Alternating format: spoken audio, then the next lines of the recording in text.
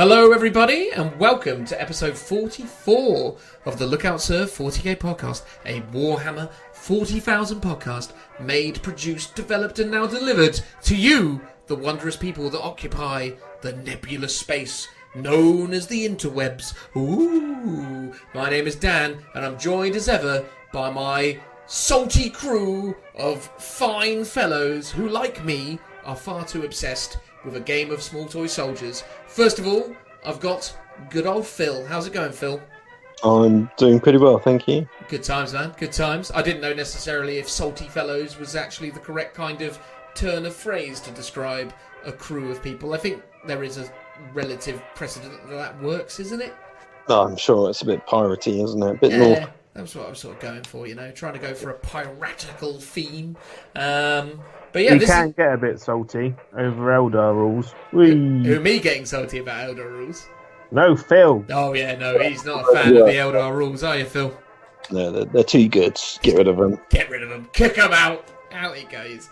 I mean, it's possibly, Phil, that they're not actually all that good. It's just that whenever you play me, I tell you, you know, false truths with such conviction that you just sort of believe it because you're so used to them being crazy.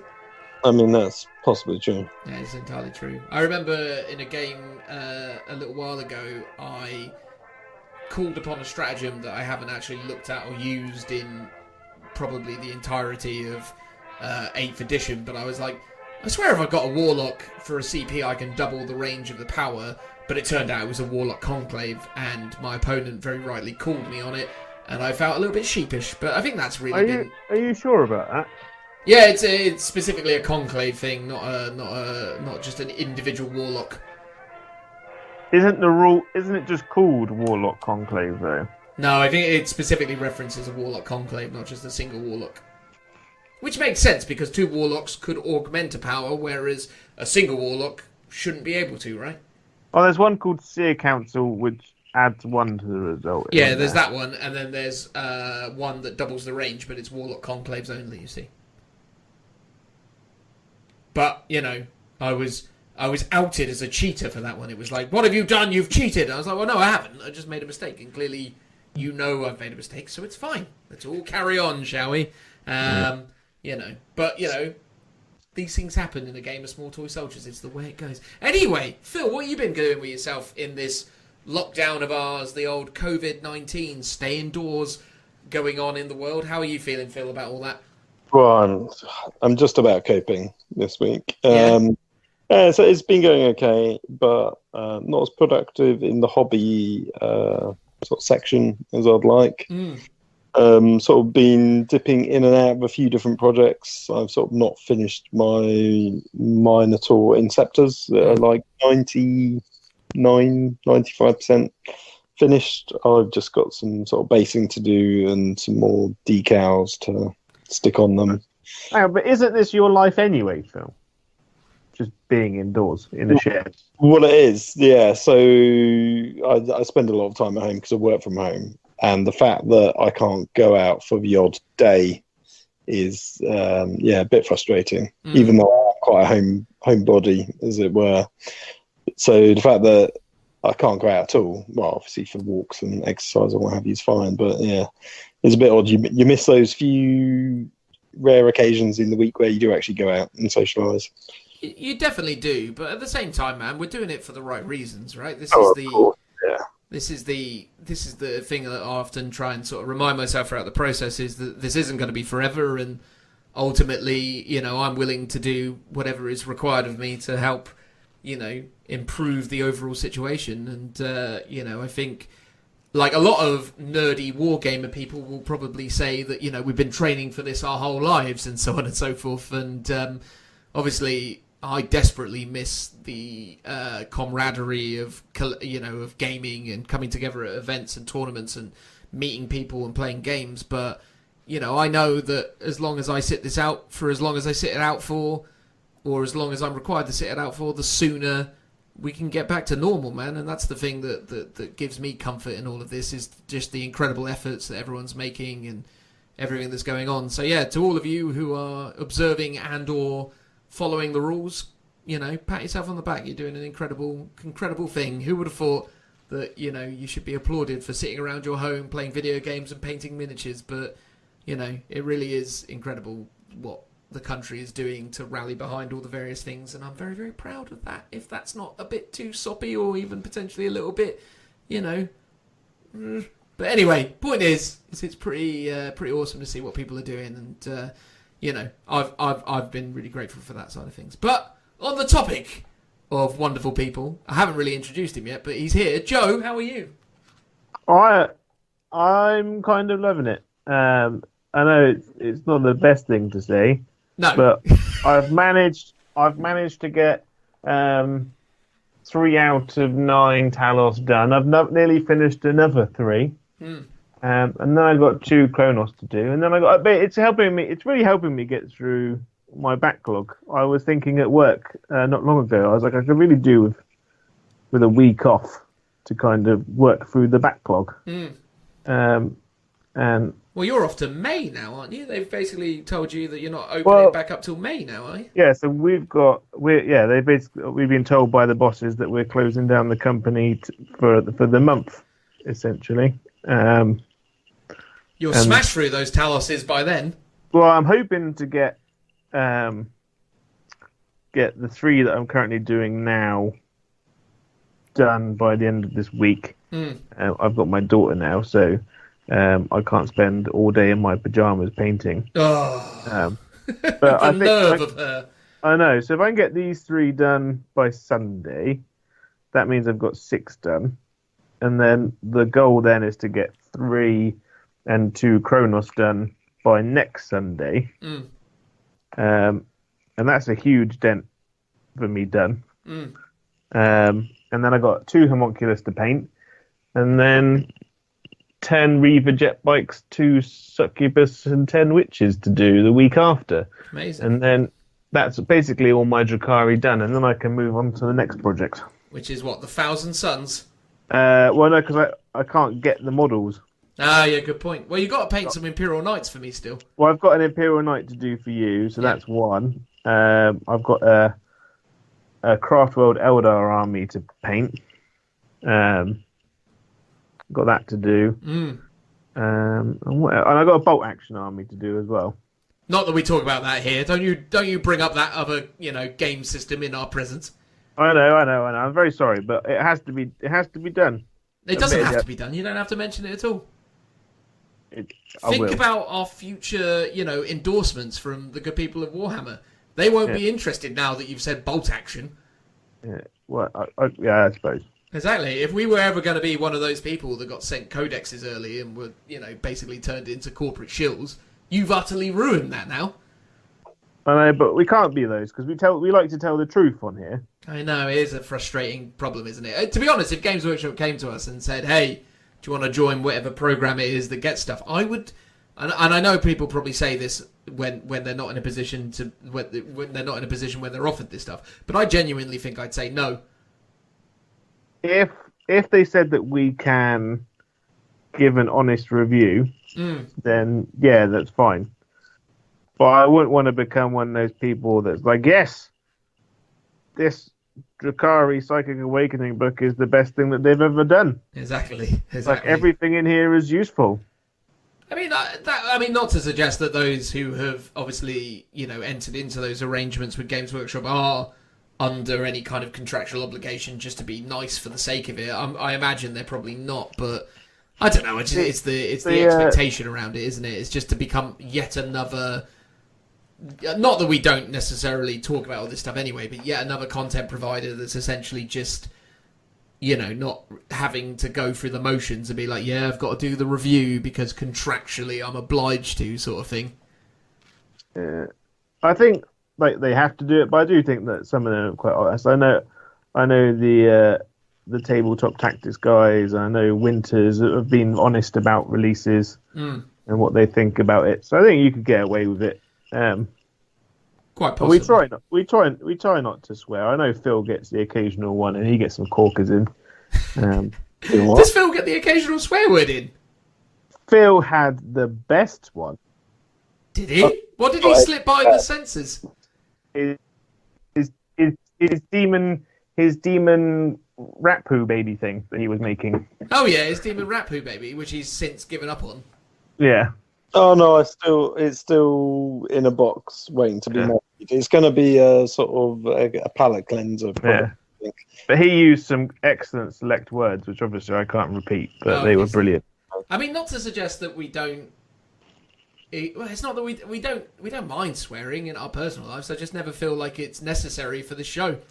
Yeah, the level of control I have to put in to do this show is ridiculous. But at the same time, I think, it's a tribute to our creative genius that we're able to produce such entertaining, humorous content without using swear words, I think people often comment how much they enjoy and, enjoy the bants and enjoy, like, the back and forth. And, I think a lot of people, and again, this possibly is a bit of a harsh critique of those who choose to swear all the time in their podcast, but I also feel like it kind of speaks to their immaturity, I think, in some regards, that they think the only way they can be funny is by constantly swearing. And I just sort of, I don't know, I just always find it really abrasive and really difficult to get into. Like, when I listen to a podcast and the first thing I hear is just... And to be fair, there are a lot of podcasts within the 40k sphere where they just sort of swear quite a lot, and I don't necessarily know... For me, personally, I just can't break through it. I just sort of think, ugh... It's not really what I'm looking for. It just sort of seems a bit immature. I don't know. Is that cruel or too critical on my part? Well, no. I think at the end of the day, this is a hobby for everyone, and I think, and there are going to be kids and stuff listening to it, and I think by swearing, you're kind of limiting the amount of people that can hear your content. Yeah. I also think as well, though, right? I mean, if you two were to say, or even me myself, if I was to come to a point where I was like, I feel like we would enhance what we're doing by freeing up our language and using, that kind of stuff more, I think, yeah, fine. But I don't think I don't know, I don't want to be, I don't think it limits us in any way. I think we still express everything that we want to express the way we want to do it. I think, I don't know, I just, never really even occurs to me anymore. It's funny because I just sort of go into podcast mode and I immediately know that I just gotta not swear, and like it's quite nice in a way because it sort of shows that I'm not limited by it in a way. Like, I don't need it. It's like, I've been doing a lot of intermittent fasting over the last couple of months, and intermittent fasting is you just don't eat for 20 hours, 24 hours, something like that. So literally 2 days a week, I don't eat for a period of 22 hours on average. So I stop eating at 8 o'clock, 8:30 the night before, and then I don't start eating again until 6 o'clock the following day. And I just find it's a really interesting exercise in restraint and personal kind of control. I don't know, I just find it quite an interesting thing to do. And I find this the same sort of thing. It's like, can I still express myself without saying, well, I was going to say swear words for comedic effect there, but you get my point. Like, I think I can. Although, except for that exact example where I was going to say it, but chose not to, because whatever. But anyway, point is, it's weird that we've even got onto the topic, Joe, but that's, I suppose, the way the intros go, isn't it? Yeah, we get diverted quite easily. Yeah, exactly, man. It's part of the charm, I suppose, in many ways, or at least I hope so. I mean, who knows in any grand scheme of things. So you've been working on your Talos. Phil's been doing Minotaur stuff. And in truth, I've been drawing a lot. That was a thing. Have you seen my drawings on Instagram, people? Well, of course. Well, there you go. Shower me with praise. I drawed some pictures. Aren't I clever? Long-time listener to the show, Toke, was actually genuinely quite, dumbfounded that I was quite good at drawing pictures. Yeah. Not only are you good at talking endlessly about nothing, you can also draw pictures of a high standard. And I'm very good at Warhammer 40,000, don't forget that. Occasionally, yeah. Occasionally, if I got the right opponents. But then isn't that the same for everyone? Yeah. I'm sure if I got a drooling monkey as my opponent, I'd win a few games. Exactly. Not that many of my opponents are drooling monkeys. Most of the time I play against very, very good players because that's the trials and tribulations of winning your games. But the problem is I don't know, man. I mean, but anyway, no, my point is it's been interesting. So yeah, for anyone who's interested, I did do a degree in illustration as a younger man, but then I didn't do anything with it because, as it turns out, it's actually very difficult to make a living out of art. Although, Phil, you manage, don't you? If you can call it that, but Yeah, I'll try. Well, I mean, you're alive, and the things that you create continue to allow you to be. Isn't that accurate? Oh, yeah, I guess so. Yeah. There you go. So you make a living out of your lovely graphical artworks. It's wonderful. But yeah, no, I wasn't lucky enough to be able to break into that world, and I just sort of went in a different pathway. And it's weird because actually one of the nice things about drawing again has been that this is the first time probably in 10 years or at least 10 years where I've regularly drawn something. So I've drawn something every day for the last 4 days, and that's the most drawing I've done in a long time. And it's really interesting seeing the muscle memory coming back and certain skills that I had obviously trained myself in years ago and long forgotten about starting to kind of materialize. It's quite nice. I don't know, it's just a fun process. So yeah, I've been drawing some 40k stuff. Check out my Instagram, there's some pictures of some Warhammer 40,000 stuff. Maybe you'll like it, maybe you won't. That's basically what I've been doing while not working or putting this podcast together. So yeah, there you go. Any other general thoughts or feelings before I get into what we're actually going to be doing on the podcast today? Or not today, but this episode? So just look after yourself. Keep yourselves healthy, clean. Get dressed every day. Routine is important, isn't it? I'm struggling with sleeping at the moment. I sleep way too much. Yeah, I was I'm going to get up at 7 o'clock, 7:30 like I always do, have a shower, get dressed, kind of have breakfast, then go to my desk and do my working day. And then I find myself getting up at about 10:30, having a shower, playing some Call of Duty for about an hour, and then gets to lunchtime and I'm like, maybe I should do some painting now. I'd probably be a lot more productive if I actually did what I planned to do. Well, of course, you definitely would be more productive if you did what you planned to do. That is a matter of fact. Yeah. I just tell myself that before I go to bed. Yeah. And I sleep through my silent alarm. It's definitely weird. I've struggled to get into the routine of it, that's for sure. But, genuinely, though, I think, obviously for everyone out there listening, obviously, please, stay at home, continue to follow the government's advice, whatever that may be, and wherever you're listening. And ultimately, I myself am confident that, we'll get through this. I hope we get through this. I mean, I have to remain somewhat confident because, otherwise I would be losing all my optimism. And at that point, it all becomes a bit too bleak to be concerned with. But yeah, I think hopefully this is obviously going to be and continue to be a really harrowing time for all of us. And what we're going to try and do is we're going to try and continue to deliver content as long as we are able and continue to hopefully entertain those who enjoy the show. And, I've seen some really fantastic comments and commentaries from our listeners who, have said some really fantastic stuff. Not long time fan, relatively recent fan, but bloke who has reached out to us and talked to us a lot on social media, Will, he said the other day that he's saving the episodes till when he feels especially down in the dumps so as he can listen and perk up his mood, which is obviously a really amazing thing to hear. So obviously it's great to know that we're delivering entertainment to those who enjoy it. And yeah, I mean, on the topic of nice people on the internet, we also got a new 5-star review, everybody. Woo! It's hard to believe. I know. How does this keep happening? We maintain a consistent 5-star average. I don't understand how that's possible. Phil keeps them going on and making them for himself. Well, Phil, absolute corker, mate. Well done. Everyone, he's like, oh, that Phil guy, he's a right joker. Love him. Yeah. Well, I don't know. I mean, Phil, have you been creating lots of clone accounts to say nice things on the internet about us? Well, it's the only way to get those numbers up. You got to pump them up high. We actually haven't done that yet, though, have we? How have we missed that trick? We've actually not done our own 5-star reviews yet. Well, we're crazy. We need to go do that, really. Each of us has the means of putting 5-star reviews up on stuff, don't we? Yeah. We should probably do that at some point, nurture the numbers. But on the topic of a legitimate human being who left us a 5-star review, Scott left us a 5-star review on our Facebook page. Phil, do you want to read it? No, I'll let you take the reins. Oh, fair enough. Is that just because you haven't got it open in front of you and you don't want to go through the rigmarole of trying to find it? It might be that as well. Exactly. Who's to know? Exactly. And I definitely didn't say all that stuff to give myself enough time to find it as well. But I have it in front of me now, so yeah, I'll read it. So Scott says, my favourite of all the podcasts I listen to.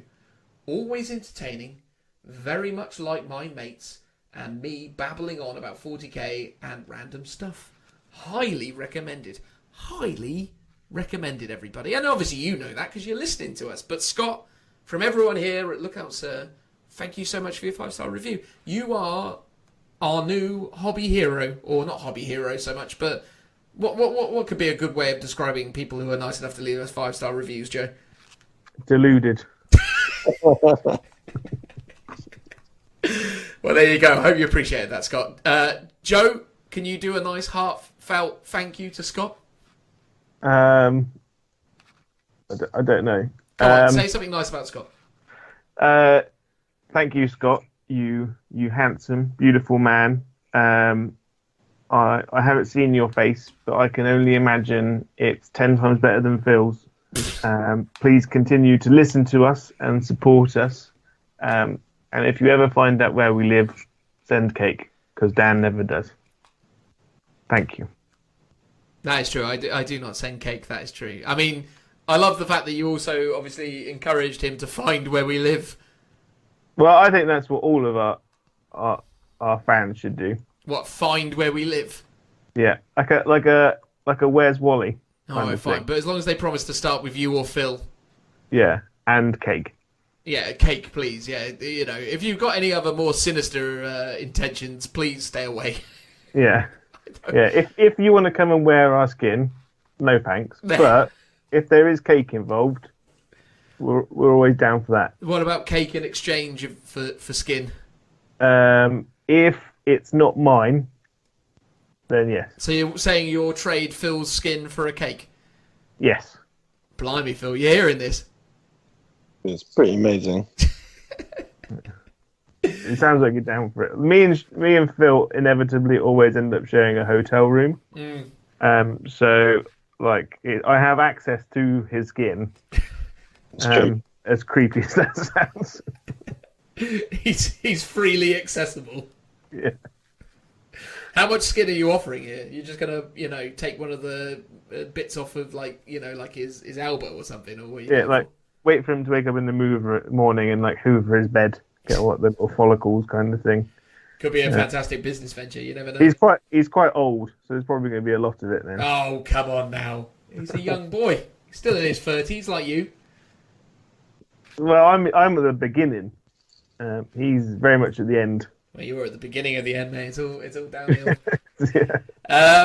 It's worth highlighting as well, right? This is actually going to be the first ever of our... Well, this is going to be the first ever of our intended weekly intervals of the Lookout Sir 40k podcast. So we've decided under the circumstances that we're going to try and put these out weekly, just because we kind of feel like it would be cool to try and keep giving you guys content and hopefully, trying to give people some entertainment while all this stuff's going on.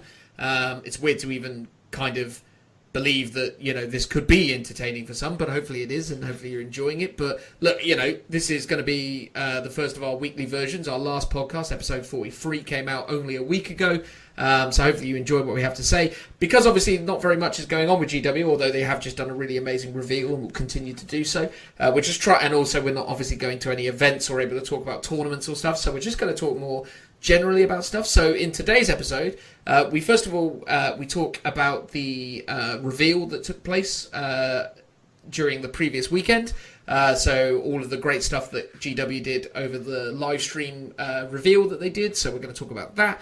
And then also me and Joe are then going to finish up by talking about Craftworld Elder. So obviously those of you who've listened to the show a lot know that I really, really love the Craftworld Elder book. And we've never really done a deep dive sort of codex review on that. So what we've tried to do is talk about some of the more obscure things from Craftworld Elder, because we worked on the assumption that loads and loads and loads of people tell you about why Crimson Hunters are good, why Dire Avengers are good, why Farseers are good, so on and so forth.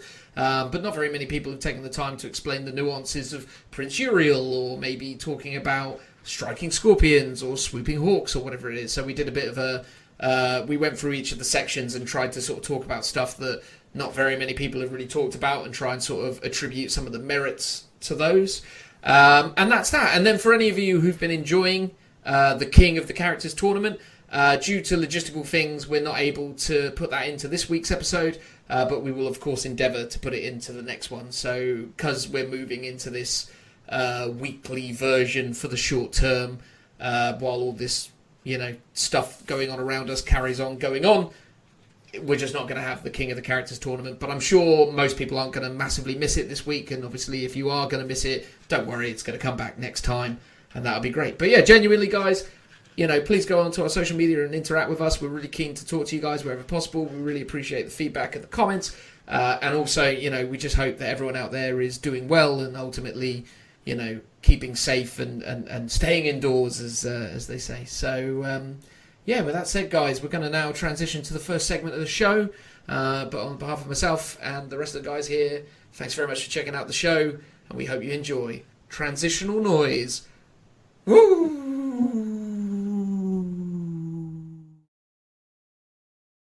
Hello everyone. In this part of the podcast, the good people of Warhammer Community saw fit to do an online preview. The first ever, I understand. Isn't that right, Phil and or Joe?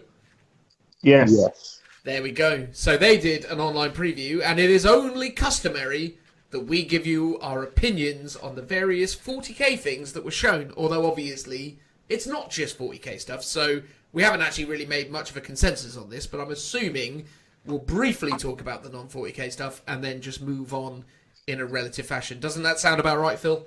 Yeah, sounds good. That'll probably work. So on the 28th of March, 2020, the year of our Lord, the good people of Warhammer Community did an online preview.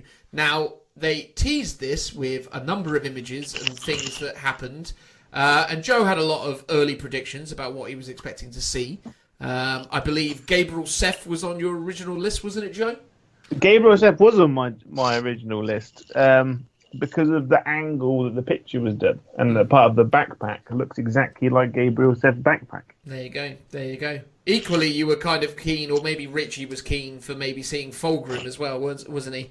Yeah, he was all over the Fulgrims, but I mean, Fulgrim would be an amazing mini to see. I mean, obviously, spoilers, not that we should be concerned about that, but the good old Fabius Bile was revealed, so it's reasonable to assert that some other Thousand Sun characters will make a return at some point soon, wouldn't you? Emperor's Children. Sorry, yes, Emperor's Children. You're collecting a Thousand Suns army at the moment, Joe. That's what threw me off. Yeah, well, I say collecting. I've done one model, but yeah, but that's basically it for you, isn't it? Yeah, that's enough now. That's it. There'll be yet another army to go onto the great scrap heap in the stars. Yeah. All the joys. But anyway, shall we blast through and talk about the various things in the preview? So yeah, it happened on Twitch. I mean, let's just talk about the format, as it were. So, what did you think, Phil, of the first ever online preview? Well, it's basically the same as normal, because we don't get to go to Adepticon or LVO. We did get to go to Warhammer Fest. We get to go to Warhammer Fest. But we didn't get into the preview. We didn't get into the preview. And actually, every time this sort of thing happens, it always feels like you're better off just being at home, because you get much better pictures. It all comes up on time. And I can't remember if at Warhammer Fest you got a freebie model, but in the American ones, if you get to attend, you normally get some swag. I mean, there's no way they gave away a freebie model. This is still Games Workshop, mate. I mean, I know they're in this new fluffy way. They did when they announced the Sisters of Battle. Yeah, everyone had had like a specially made cannon. Yeah. Oh, really? And they said because they obviously cancelled, I think, Adepticon, which is what these previews, I think, were for. And they've said everyone that was meant to be attending is still going to get their swag mini. Oh, really? Yeah, I think they mentioned it a while ago when they announced for cancellation. So that's still going to happen at some point. So for us, it would be exactly the same as if Adepticon had happened, although I think what they've done here is they've split all the reveals for the different game systems. They've sort of mixed them up together, and this is the first one. I think at the time this video comes out, or I don't know when this video is coming out now, but as of recording, next weekend, I think there's another set of reveals. So I think there's 3 sets of reveals over 3 weekends, something like that. Well, we're still on the fence about this because there's every possibility this will be coming out this weekend because, you know, coronavirus is a thing and we're all sat at home and we have the capacity potentially to do it weekly. So I'm going to see about trying, and I make no promises, but we'll see how it goes. We'll see where it goes. If it hasn't come out weekly, well then fair enough. We're not doing it that way. But you know, we toyed with the idea. Nothing else. No, I thought the format was really interesting. It's really, really intriguing how people are adapting to this current situation, and obviously how you know, the guys at Warhammer Community took on the challenge. I really appreciated the fact that they broke it down into the individual segments and kind of had Wade as the ongoing, you know, master of ceremonies that oversaw the overall production. I thought it was really great when everyone kind of came in and elaborated on each of the different things.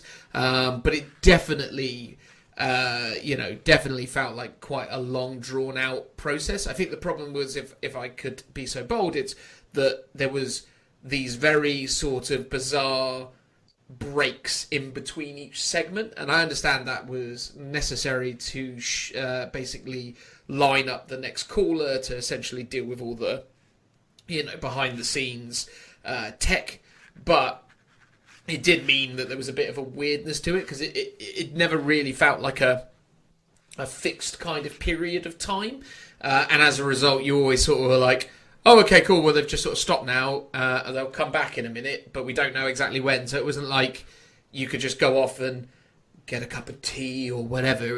It was all very... It wasn't bitty, because that's not really fair to say, but it did sort of have a weird flow to it, which, you know, as a viewing experience was a bit bizarre. But, I mean, the thing I really enjoyed about it was the fact that most of us, although Joe, you were still attending work at the time, but most of us were chatting over Skype or Facebook Messenger or whatever it was while it was all going on, and that was quite a nice element. Because it took, like an hour and a half all told for the whole broadcast to come together? I think it was an hour and a half, wasn't it? Yeah, I timed my lunch to get there for the 2:45, which I thought was a good idea. I'll get there in early, and the 2:45 happened, and they're like, okay, we're going to start the stream now. We're going to show our first thing in 15 minutes. It's like, oh, I'm wasting the first 15 minutes of my lunch now. So, yeah, but... I personally thought it was all right. It was one of those, like, making the best of a bad situation kind of thing. Yes, for sure. Yeah. Like, I imagine their next one would maybe be a little bit better run because they've kind of had that, oh, we've done it now. This didn't work. We'll try this next time. Well, we hope they do it that. I'll be honest. The thing that confused me was the fact that they did it as a live broadcast, which is a very brave move because you added in a number of technical complexities to that situation. I would have thought that the more sensible approach would have been to do a series of pre-recorded segments and then to simply have a Warhammer Community team on hand to deal with any kind of Q&A elements that were going on in the chat. I mean, what was really impressive was the numbers of people that tuned in. I think they hit 50,000 concurrent viewers at one point, which is a really, really big number on Twitch. You know, I think some of the biggest streamers achieve like 50,000 concurrents. I mean, obviously, the biggest obviously go into potentially even the hundreds of thousands, like your Ninjas and your Dr. Disrespects and people of that level. But I mean, even then, man, I mean, the fact that they had 50,000 concurrent viewers at one point is a really incredible accolade for them and what this obviously means to the community. So that was super cool to see as well. Yeah. The best bit was when they're like, because obviously like they're used to having like 1,000, 2,000 kind of viewers, and they were like, okay, it's like, where are you guys from? It's like when they're general questions, and the feed just went and just filled up. It's like, I can't even read these, they're going so fast. Yeah, exactly, man, exactly. Yeah. But I think that's the thing. I don't know, because like Nintendo Direct, for example, is a pre-recorded show which they premiere on YouTube. And obviously that has all the added production and comes together, and they put it on YouTube and they premiere it as a live broadcast initially, and then you can immediately watch back. I don't know. It's just interesting that they exposed themselves to so many potential risks, or maybe they weren't actually doing it live. It was all actually pre-recorded, but they obviously made it appear live. But doesn't Twitch have to be live? No, not at all. You can essentially. I mean, it does have to be live, but you don't have to play a live broadcast. You could essentially just play a pre-recorded thing. So you wouldn't be able to do it natively through Twitch, i.e. you wouldn't be able to upload a video and then play it live. You'd have to stream the video live, but you could essentially pre-record it. But anyway, I mean, we're getting into the technical, logistics of the thing. But no, the numbers were impressive. Hats off to them. It was also quite hilariously entertaining to see into their various hobby rooms, wasn't it? That was quite nice. I mean, the sort of weird, what was that old show? But was it Through the Keyhole? It used to be called. Yeah. Who lives in a house like this? Wasn't that the catchphrase? That was the catchphrase. It still is, because Keith Lemon does it now. Oh, does he? I had no idea. Yeah. I haven't watched daytime TV in the longest time. It's not daytime TV. Keith Lemon doesn't do daytime TV. Does he not? The man does all the swears. He does obscure ITV2 shows instead. Well, you say obscure. I think that one he does. What's that major one he does with Fern Cotton and Holly? What's her face? Celebrity Juice. Yeah, that's like one of the largest rated programs for males 18 to 24 or something, or 18-34. It's like a ridiculous audience. It's brilliant. Although, to be fair, Love Island is like the number one ITV show for males 18-34. So there you go. And speaking of small screens and TV shows, we can go on nicely to the next segment. I like it, Phil. Look, is that the first time you've ever segued us? I think it's more of it to keep us on track. Oh yeah, exactly. But he did it. He did it very well. I appreciated that big time. So yeah, this is the big news for the small screen: the Warhammer Storyforge. Has it always been called Warhammer Storyforge, or is that a new name?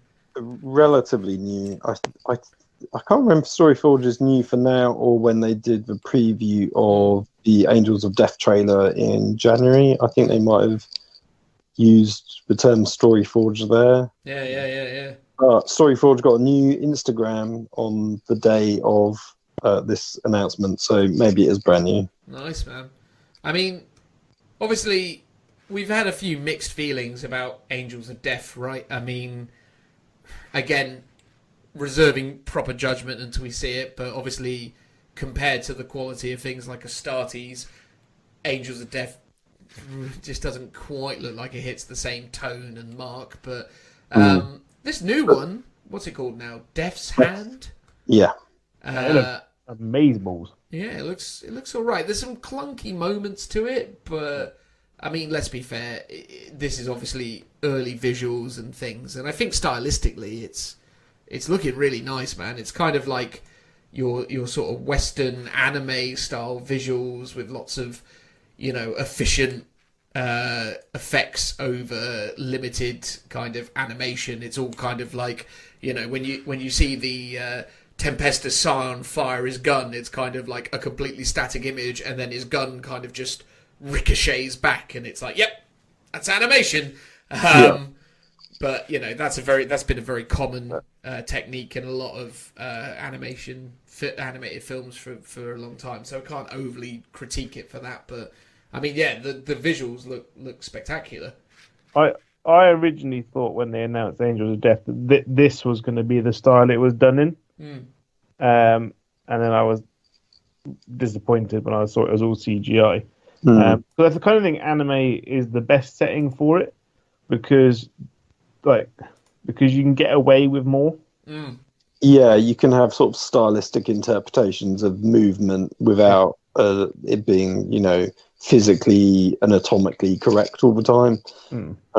So I think, you know, something like this might work better for Space Marines actually in terms of how they move around and stuff.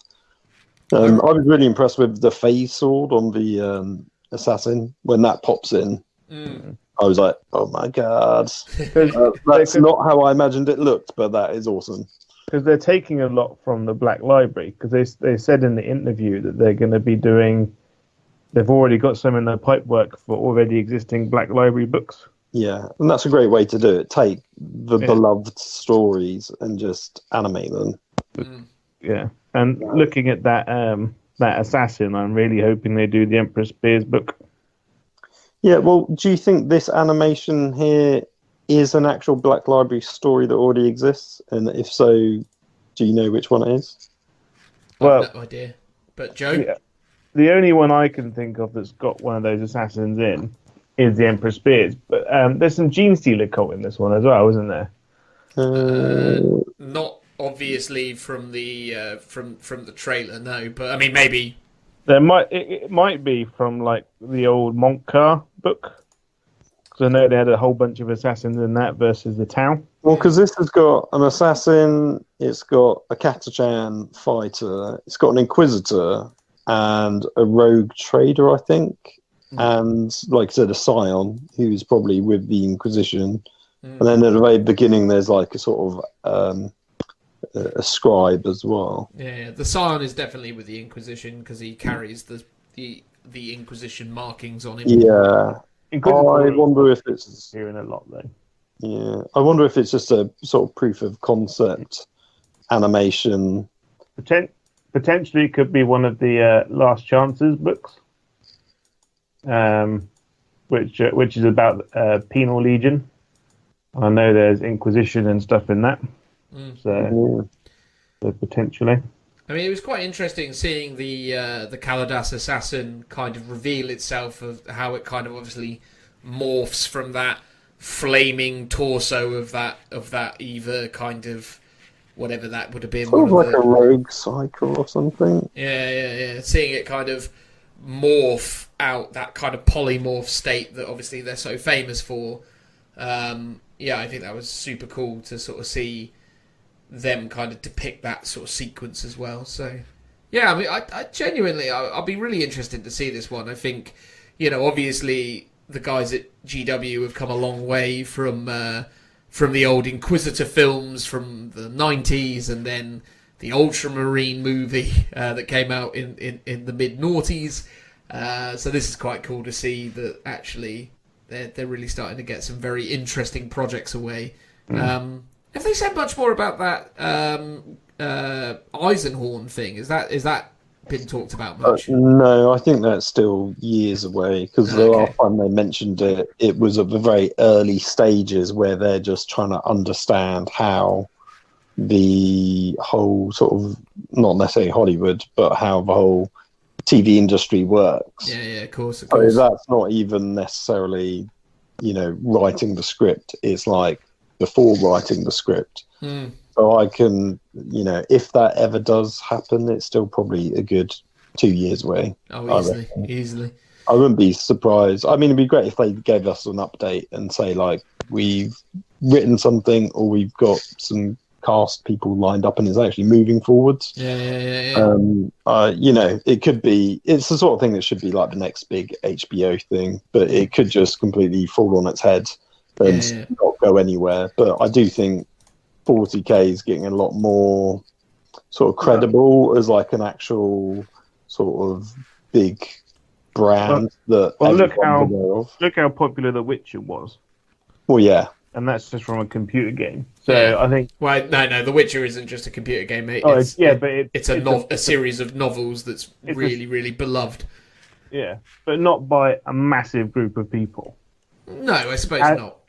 If you say the fans of The Witcher aren't of both the game and the books are not bigger than the Games Workshop fanboys, as it were. So, but I suppose the thing is with Warhammer or Games Workshop is obviously the Games Workshop hobby has always proven itself to be very buoyant within the marketplace, and obviously at the same time we've seen lots of really incredible success for the business on the whole. obviously recently them announcing that they've become like $1 billion company, which is, you know, an incredible achievement for what Games Workshop is. But at the same time, though they've done lots of licensed products such as video games and you know, some limited sort of movie IPs, and obviously they've had huge success in the book space with their Black Library novels.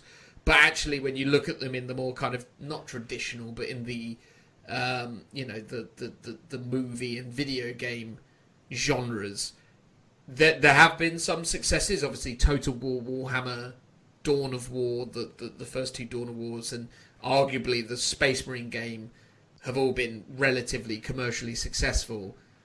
But for every one of those, and bear in mind that, you know, okay, fair enough, Total War Warhammer has done very well for what it is, but those kind of IPs are getting on now, and there still is obviously risks associated with wanting to put big money behind a GW IP, because the historical precedent is that yes, they have an audience, and yes, they perform well, but they only don't necessarily perform, or they very rarely have seemingly had something that breaks out into the more mainstream sphere. And that's what The Witcher did, right? Because as much as obviously The Witcher was just a video game, it was one of the most successful video game series ever made.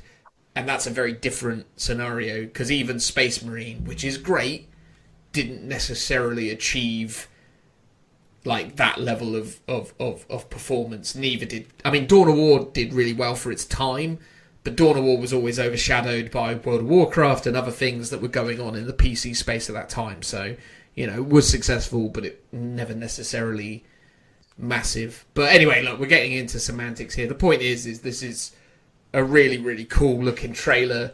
And I'm interested, do you think that they're doing this stuff in-house? Do you think they've got someone in there who's like a studio head who's commissioning this? Or... So they said that there's a company called Sun and Moon. Okay. They're doing it all. I did some research, and they're based out of Bristol. Okay. And I've looked at their stuff, and they're really good. Like, the quality's really good. So, because when I heard them say, "Oh, it's done by a team from Sun and Moon," I was like, "Oh, Pokemon." These are like, they got the big boys on this one. Yeah. I was really disappointed, but I got the impression a lot of this was being done in house, or is it the animation isn't being done in house? Yeah, they'd have to outsource part of it. It's such a different entity. You probably need to partner with someone to guide you through. So they've probably done a lot of work looking for a company that they can kind of put this in the hands of and let them run with it. But I mean, that makes sense. Yeah. Like, have a small team of people that are doing either some initial concepts or just kind of working out what stories they want to produce as animations, and then, like I said, find different studios. Yeah. Because, and in a way, it's good because it's the kind of scattergun effect of let's get lots of different art styles, lots of different artists involved. And it'll be really creative. It'd be like that, was it? Is it Death and Robots or something? Yeah. It was Death and Robots, wasn't it? Yeah. And the Animatrix, remember that? Yeah, where you've got a bunch of really cool different animation styles for one particular universe. So hopefully it'll be, you know, a good time. Oh yeah, man, it's just really great to see. And the thing is as much as anything else, the guys at Games Workshop just need to get into the rhythm of producing these things and make some early mistakes and figure things out. So not making big investments, but just consistently delivering content and then having more of a kind of proven route to market, which is ultimately what they need here. They need stuff like this to start building traction and delivering consistent results. And then obviously they become a more attractive proposition to bigger movie studios or whatever else, and they can start to actually then have even more conversations about bigger projects. So this is all very, very good stuff, and again continues to be really exciting from a 40k fanboy perspective, or just a Games Workshop fanboy perspective in the general sense. But obviously they've very sensibly led with 40k because obviously it is their most valuable franchise or IP rather. So Yeah, I'm excited, man. Looks good. Yeah, because speaking of which, so the Death's Head is part of an anthology series. So I presume just lots of short stories, but the series itself is called Hammer and Bolter. So the implication is you're going to see fantasy or Age of Sigmar as well as 40k. It's not just going to be 40k stuff that they're doing, which would be fantastic, right? I mean, yeah, to sort of see some Age of Sigmar stuff, even, you know, it would be pretty cool. And yeah, I suppose now that we've said the words Age of Sigmar, we should probably briefly reference the rather beautiful Age of Sigmar miniatures that they've just released, or rather released images for the upcoming High Elf or just Elf faction that's coming on. Does anyone know the official name of these guys again? I've completely forgotten. Luminef. Say that again. Luminef. And they're holy cows. They're holy cows. How did they end up with holy cows? So the cows are like earth spirits, basically, that live. That are basically they're living mountains. Oh, like Doshin the Giant. Yeah. So you know Doshin the Giant? No. Oh, okay. It was a Nintendo game franchise. So yeah. So basically, the spires on the top of the cow is basically to represent the mountain, and the cow fascia kind of thing is so that they can interact with the elves. So their backstory. What? The cow face is to help them interact with elves? Yes. So something to communicate, so a face to kind of look at, as it were. Do elves inherently enjoy or, you know, appreciate cows more? Is that some of the things? I don't know. But the backstory seems very, very similar to the already existent 40k fall of the Eldar. Oh, really? Basically, they done messed up, and they enjoyed life a little bit too hard. They explored their magic a little bit too much, and then kind of did some Sinesh stuff. Right. And these gods are more like the retribution of keep in line, or we smashed up. Yeah. So Cow Mountains turned up to tell them off. Yeah. Is that what you're saying? Essentially, that's not the gist of what I got to it. I haven't read into it massively. Well, you spoke with such authority. I know. Although, on a side note, some of this stuff would be really, really good for Phil's Minotaurs. Would you want a cow avatar for your Minotaurs, Phil? No. I mean, I get it, but the infantry guys, who are really, really awesome with big hammers, have got big cow heads on their backs, and they've got a cow flag. Yeah, I could see a cow flag, maybe, or the head pieces, but I think that's maybe a bit too literal for the Minotaurs. A little too literal for the Minotaurs? Are you for real? Yeah. You mean the Inquisition's secret police that go around murdering other space marines? It's just too literal, you know? Well, exactly. And they're not with the Inquisition. It's for High Lords of Terror. Get it right. Oh, being school, Joe. I wasn't listening to the Phil lesson from the last episode. Well, he didn't really talk about that. He talked mostly about the symbols as opposed to their place of origin, I suppose. Yeah. Maybe you should do a background lesson, Phil. But would you listen? I mean, no. But Joe doesn't listen to anything, does he? Someone else can listen to it and then give me the bullet points. Oh, okay, fair enough. Yeah, maybe I should. Maybe I will. There you go. It's an opportunity for the future. They report into the High Lords of Terror, and they're covered in cow symbols. Aren't they all mostly dead at the moment, anyway? Well, no. So the latest story, which came from Chris Wright, which is because you had it. It was the throne. No, is it Thrones of?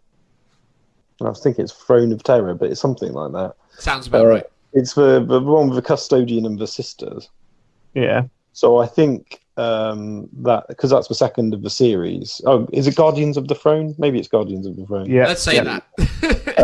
Anyway, so apparently the Minotaurs turn up in that. So they have to. So they were racing back to Terra to fix their gene seed that got corrupted by the Death Guard, which was interesting because apparently they mention in that story that it's their fortress monastery that gets corrupted by the Death Guard, and everyone was saying, "Oh, well, they're a fleet-based chapter, so they don't have a fortress monastery."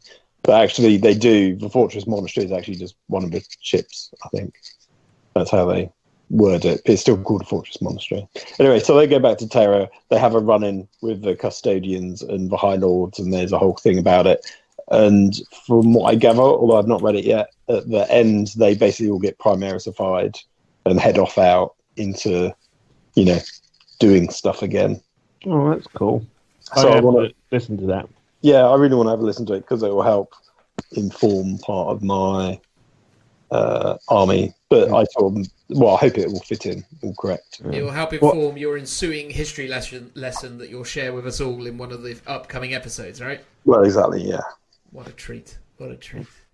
But yeah, no, I like the cowmen though, and the dudes with the hammers and the big cows on their heads. I mean, obviously they're probably not going to be particularly well balanced, are they? But maybe there's something to do with the extra weight on top of your head that allows you to swing a hammer with more efficiency. I don't know.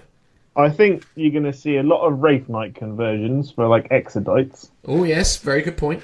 And I think you're going to see some very cool Demon Prince conversions come out of them as well. Oh, you mean the big ones, not the? I was talking about the little lads now with the big. Not the little ones. You could do Wraith Guard out of them, though, I suppose. Yeah, you could probably make some cool autark kind of stuff. I mean, there are some very real opportunities for turning these guys into some amazing-looking warlocks, to be fair. Like, you wouldn't need much to make some wicked-looking warlock conversions out of these dudes. Just do, like, head swaps with the plastic warlock heads from the jet bike kit. I think, actually, now you say that, I think I could probably find a way of turning these into some cool, Dire Avenger models. Oh, they'd be amazing as Dire Avenger models. Yeah. I tell you what, though, man, actually, because you can get in the Crimson Hunter / Hemlock kit, there's a Spirit Seer or a Spirit Seer pilot head that probably would go really nice on these guys for doing some conversion work. They look a lot like the Bone Singer as well, actually. So there's some very real options there. I think these guys definitely, in terms of conversion possibilities, if you're looking for a unit of plastic warlocks, I don't think it would be particularly difficult to kit bash these with some bits and pieces to make a very, very good looking squad of plastic warlocks. Oh yeah, I think I'm going to give a bit of exploration into that. Yeah, I think so too, actually. Although I think I need to have another look at the whole range and start to think about where those possibilities lie, because that is... Because the guy, the armor with no body, amazing Autark or Archon conversion possibility. Autark all day long, but also Archon, to be fair. I mean, technically you could also look at him for a Vizark option, although the Vizark being a sort of special character and also an incredible miniature kind of just has it all locked down. I think the only problem is with the suit of armor guy is he's quite big. Yeah. I think he's going to be deceptive. I think the pictures don't quite illustrate how big he's going to be, so I think that's going to be a problem. He'd probably be more suited to an avatar than a... What about a sermon? Well, we'll wait and see, right? I mean, for all we know, we could be getting an amazing new sermon miniature at some point soon. It just is too soon to tell. Yeah, let's hope so.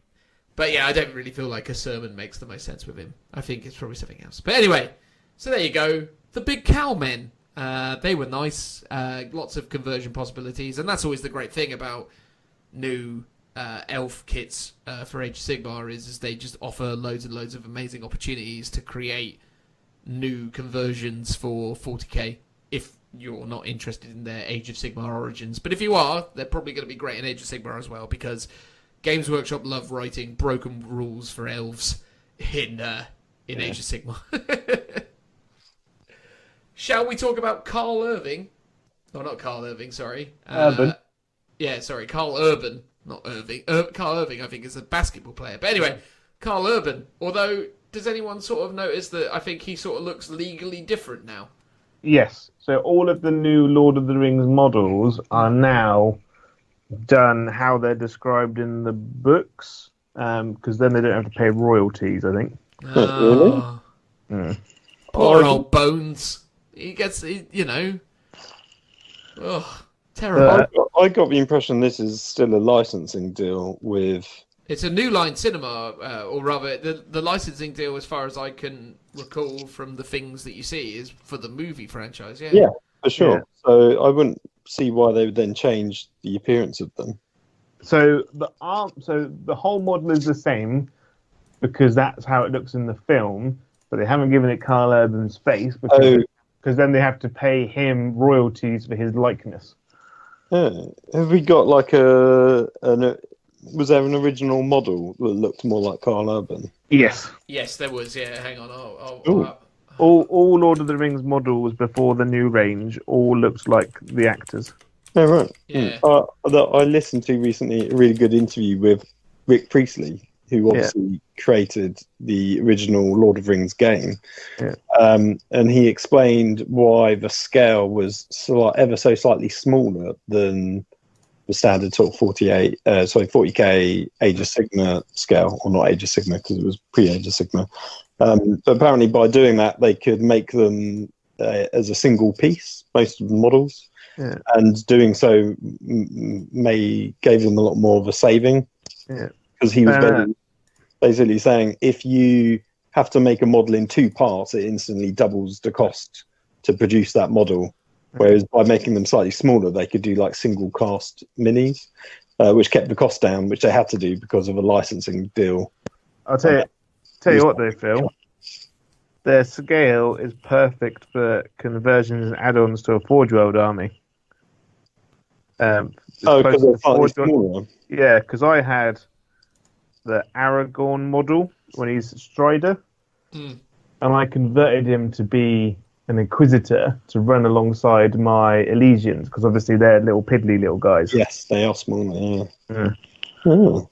Yeah, I used some of the hobbits, the actual hobbits, for my Blood Bowl team for my halflings. So made my coach model out of one of the townsfolk, which was cool. And it was pretty similar in size to the old metal. Did you use Tom Bombadil? I don't think I did. Hold on. I will say this though about that decision to use single cast miniatures as well, though, as I also believe that would definitely make the range more appealing to less experienced hobbyists as well. So if you've got quite easy to construct miniatures, it makes the whole thing a little bit more easy to access for the for new people. But equally, they also did Smarg, didn't they? As a miniature. On a side though, this model is beautiful, and I kind of want to get him just to paint him. I love every time we go to Warhammer World, and I see Lord of the Rings stuff. I'm like, oh, could I do Lord of the Rings? Because it is gorgeous, isn't it? Yeah, I always find myself in that part of the Warhammer World shop, kind of just stood there looking at the cabinet of models, and I'm like, oh, I really want to do this. and I shouldn't tell you this, but I've actually got in my drawer somewhere, rummaging, yes, I've got loads of the Klansman models. Oh yeah. Because they're awesome and they're my favourite. I just need a character to go with them, and then I can technically play Lord of the Rings. They're all the Highland guys with broadswords and kilts on. I mean, that box set they did as well a couple of years ago, the Minas Tirith... Oh, not Minas Tirith, was it? Pelennor Fields came out last year. Is that what it's called? Pelennor Fields? Yeah, that was the latest one with all plastic. It was such a nice kit, though, man. I can't remember anything that's in it. I'm going to have to Google it in a second, but... So it comes with 12 Riders of Rohan, like 24 Men of Rohan, 20 Ghost Men, a Nazgul on Fellbeast, and loads and loads and loads of orcs. God, I've just dug it out. God, it looks amazing, doesn't it? It's that thing. It's just because there were such cool films, man, back in the early noughties when these things hit. Like, I remember I went to go see Return of the King, like, a good 4 times in the cinema. Even though the sequence with the spider beast freaked me out no end. Like, the first 2 watches, I couldn't quite look at the screen long enough with the spider monster, but through familiarity, it got easier because I'm really not enjoying big insects in films. But you're not a fan of Shelob, then? No, I'm not a fan of Shelob. I played. There was a Lord of the Rings video game where Shelob was like a key character. But they decided to... That was it, sorry. It was one of the Warner Brothers games, War of the Ring. And Shelob was like a main character, but they turned Shelob from a spider to represent herself as a sexy lady. But there was always this looming threat that she could turn back into a spider at any moment. So I was always really uneasy with the whole situation because I was like, don't turn back into a spider. Well, I'm pretty sure in the story... And it was a long time ago that I read it, that it was a sexy lady that lured people in and then ate them as a spider. Yes, that's the shtick. So yeah, and they showcased that in the game, which was awesome. But it was very I really, because, like, you know, what was it? One of the Hobbit movies where they got attacked by spider people as well. Yeah, I just can't deal with that scene. I just really can't deal with it. I don't know what it is. It's like. It's something about insect faces in media just absolutely paralyzes me with fear. Do you remember the Matt LeBlanc Lost in Space film? I do, yes. With Joey and the space spiders in that. Yeah, again, can't deal with it. Like I love the movie The Thing, for example. I don't know. I absolutely love it, but the other Cronenberg movie that I can't deal with is The Fly. I just can't watch it. It's just too much. Just insect faces. I'm not into them. What do you think about this model and the fact that it has 2 sort of variants? So you've got the horse and you've got the guy on foot. Do you wish there was more sort of 40k models that did this sort of dismounted version? Lord of the Rings has always done a mounted and non-mounted version. What I really like about this model is that they've done the mounted, non-mounted, but you've got mounted with helmet, without helmet, with sword or spear, then you've got on foot with helmet, sword and shield, or with a spear holding its helmet. Although I'm pretty sure you can have him holding his helmet and with a sword. Yeah. So, I mean, it's really nice to have the options. I don't necessarily feel like 40k needs these levels of options because nothing in 40k does this except for... I want tanks with tank crew to come out. Like, I think they used to do it in 2nd edition. You want everyone to be Sergeant Kronos, basically. Or the knight guy. Oh, yeah. Canis Rex. Yeah, Canis Rex. It should be way more like that, basically. Wasn't there did there used to be a towel? There used to be a towel rule for that as well, didn't there? Where you could disembark from a suit. Yeah. I remember when I was a kid and I didn't really understand the rules. We always had it so the crew could get out, or like if the crew of a gun died, like a guard one, then someone else could go and pick it up, kind of thing. That's the rules that you need. I mean, that would be a mechanically interesting option, though, right? If you could have crew models for various vehicles that could get out and join in. But then I suppose the thing is like, you'd have to have... I mean, it's highly unlikely that someone strapped into a vehicle that's just blown up is going to get out. I mean, fair enough, people who are sat in a transport position or in the back with a big door could probably escape. But the idea that some dude that sat behind the wheel of the tank is likely to scramble out of there is probably not likely. But maybe make it like do it in like reverse, whereas it's like a 5+ and someone gets out or something. But who knows? Especially for things like Space Marines and stuff, right? Because the Space Marine driving the Rhino is still going to be kitted up, surely, unless of course it's a servitor that drives rhinos. I've never really looked into it. No, I believe it's Tech Marine, isn't it? Well, there you go. Yeah. Potentially, it's a real option. But no, I mean, it is a beautiful miniature, and it is it's a tempting game to get into, Old Lord of the Rings. But I will resist for a while longer. But there you go, old, what's his chops, who's in the films, is no longer represented in the game, but it's a cool mini. So there you go. Moving on to the actual not only, because technically the film thing was also 40k orientated, but yeah, we have the return of a classic character made new in Warhammer 40,000, and that can only be the wonderful Fabius Bile. So Fabius Bile, one of the more iconic characters from the Heresy era, and then obviously early 40k, is making his return. Not that he ever technically went away, but you know what I mean. He's got a nice new mini, and it's quite an upgrade. But yet at the same time, obviously very, very familiar. I'm sure everyone out there saw the various memes of the Ghostbusters 2 character. I can't remember his name now. What was the Ghostbusters 2 character called? Vigo. Yeah, Vigo. That was it. Yeah. So, Fabius Bile. I mean, also as well, what's really nice about Bile is that he's quite clearly Emperor's Children model now, isn't he? Which was somewhat up for debate before. What's the general vibe, you think, with old Fabius at this moment in time? I think the hope is that he is the forerunner for a new Emperor's Children line. That's the hope, isn't it? And look, if it's anything by him to go for, I think we're going to be in a good place. And he is huge as well. Like, he's scaled up massively. Well, that's because he might be Primaris-ified. Potentially. Or they've just gone more towards that heroic scale.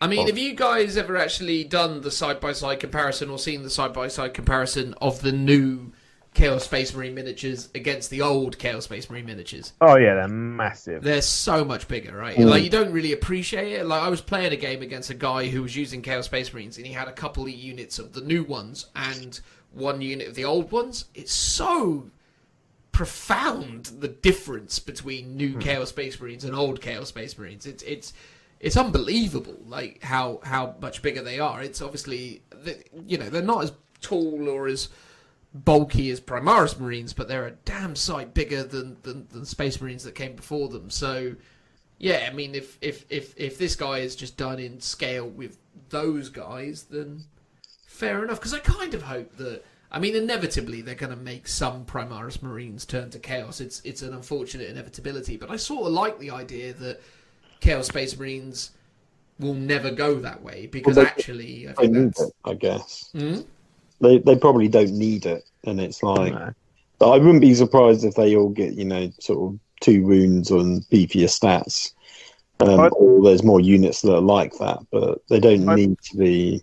I'd like to see, obviously with the release of him, and he's mucking around with the Primaris, like, corpses and stuff, trying to backwards, like, engineer it. I'd like the idea of not just having, like, making them all Primaris, but having, like, a specialist unit of, like, abominations that he's made. That'd be cool. Which would be cool. Which are like, a bit like Possessed, but more shooty, as it were. I mean, for me, I actually quite like the idea of the narrative progressing to the point that Primaris Marines completely replace Standard Marines, and then just all Standard Marines get really sort of miffed with the overall situation and just become Renegades and Chaos. I think that would be quite funny if they just sort of were like, the real Space Marines, as it turns out, are the Chaos Space Marines, and these Primaris ones are, yes, they're loyal, but if they're just basically like brainless or just mad killing machines that have been, genetically engineered by the Emperor with no, well, not the Emperor, but Belisarius Cawl, with no real, like, thoughts or feelings of their own. So I don't know, I quite like that. Well, the story is that Belisarius Cawl has got access to all the gene seed from all of the legions, and obviously he's been forbidden to use, like, any of the traitor legion stuff. But, like, he's not a character that listens to the rules. No. So I do like the idea that he has created some, and obviously like they either turn or they kind of get stolen away, like in the Primarchs kind of stories. I like that idea. Or they just or their gene seed is just corrupted, and they automatically just go straight to chaos. Yeah. I mean, that's the thing, isn't it? Right? Because I mean, something made them turn to chaos the first time around, so why not do it again? But I really love the miniature. It's weird because I recently got rid of all my chaos stuff because my chaos stuff was crazy old, like it was all old minis, and as much as I love that army, I was like, it's just so out of date now that it's not worth keeping hold of because it's just too diddy and too just not what I wanted. So I am often eyeballing the new Chaos Space Marine range, thinking, could I do a Chaos Space Marine army? But we'll see what happens in the kind of fullness of time. But yeah, I do really like the new Chaos Space Marine stuff, and the higher likelihood is I do another one and then sell it to you. Yeah, I think that's an entirely plausible situation. Although your Thousand Sun army you're working on at the moment is more of a heresy army, isn't it? Yeah, I want to find. I like the idea of having an army that works for both. So it might be a case that I use the current Thousand Sun models, but give them like a gun swap, a head swap, and a shoulder pads swap. So it's more an army at the fall of Terror kind of thing. So they're a bit more further along the line towards Chaos than near the early days. Yeah. That which might be the case. So then it doesn't really matter which game I use them in. Yeah. That'd be cool, man. So, what's our opinion on old Fabius Val as a model, though? We digging him? Do we like the look of him? Joe, what's the review? I love him. I think he's a great model. I like that they've kept him very much in the same way as the old model in terms of pose. I just hope that his rules kind of reflect that and make people want to use him. I mean, that is the inevitable issue with a lot of Chaos stuff, though, isn't it? They usually fall down at the rules. They're never allowed to be good, are they? No, that Executioner model they did is beautiful. But his rules just aren't good enough to use him. You can use him in fun games. There's nothing stopping you from using him. But like, it's one of those, do I take him or do I just take a Chaos Lord kind of thing? That's always the argument. Is the dilemma that you face for sure. Yeah. Phil, what's your opinion on the old geezer? What do you reckon? I like it. It's like a real faithful adaptation of, like I said, the original model, but also the original artwork that it's based on. But I sort of feel like that's also the thing that's letting it down, is that it's sort of too faithful, so therefore there's some bits of it that seem a bit weird and dated. Although I don't understand, like the weird kind of cinched corset that's giving him a bit of a waistline, which just looks really odd to me. Yeah, but it's because he's got no internal organ. They've all been taken out. Oh, okay. All right. That sort of makes sense. But I'll probably say this every time we get a model, that it either is a kind of complete revision of the model and therefore doesn't look like the original one. And I'd probably be like, I would have liked to have seen just the old model updated. And then in this case, that's what we've got. And at the same time, as much as I like it, I'd have liked to have seen a bit more of a revised version where they've kind of stepped away from that. Because to me, the whole skin, armor, cloak thing and corset bit looks a bit silly. But maybe that's just me, because I think once understand his background.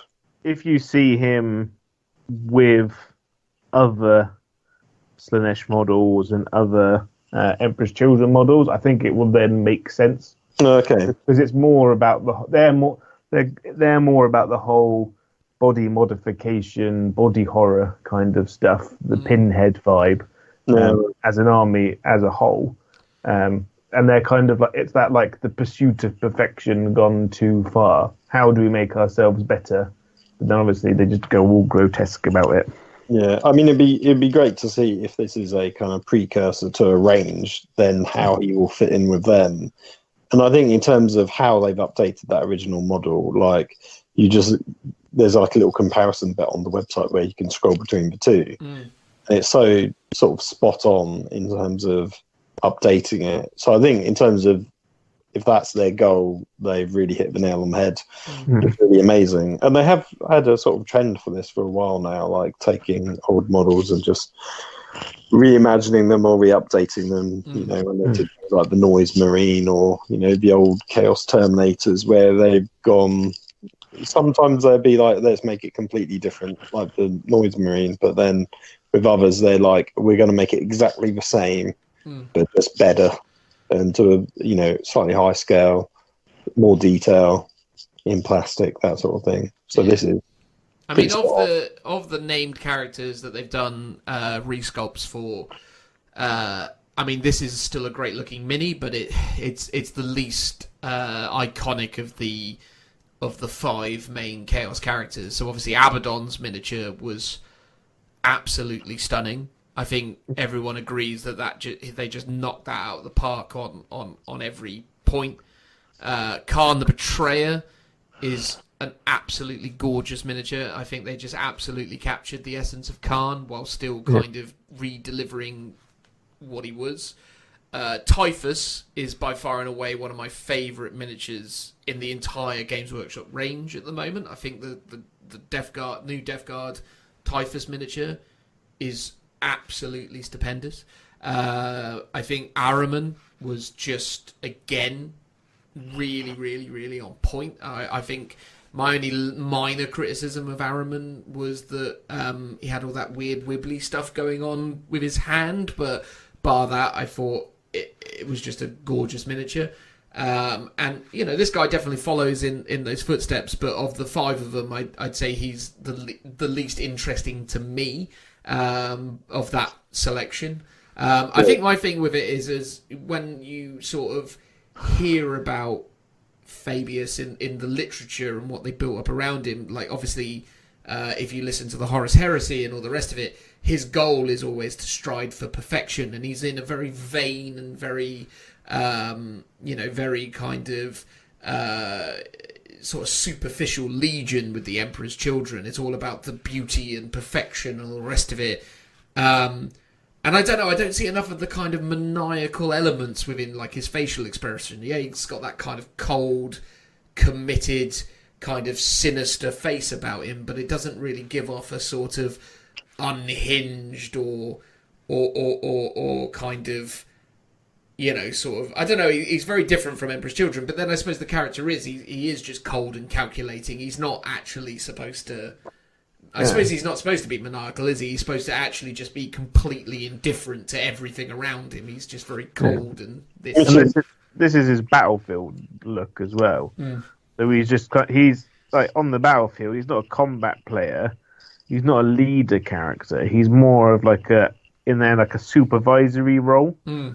So I suppose that is him though. He's just there, isn't he? He's not there for a purpose other than just to test out his new experiments. Yeah, he's there to monitor how his new contraptions get on, I guess.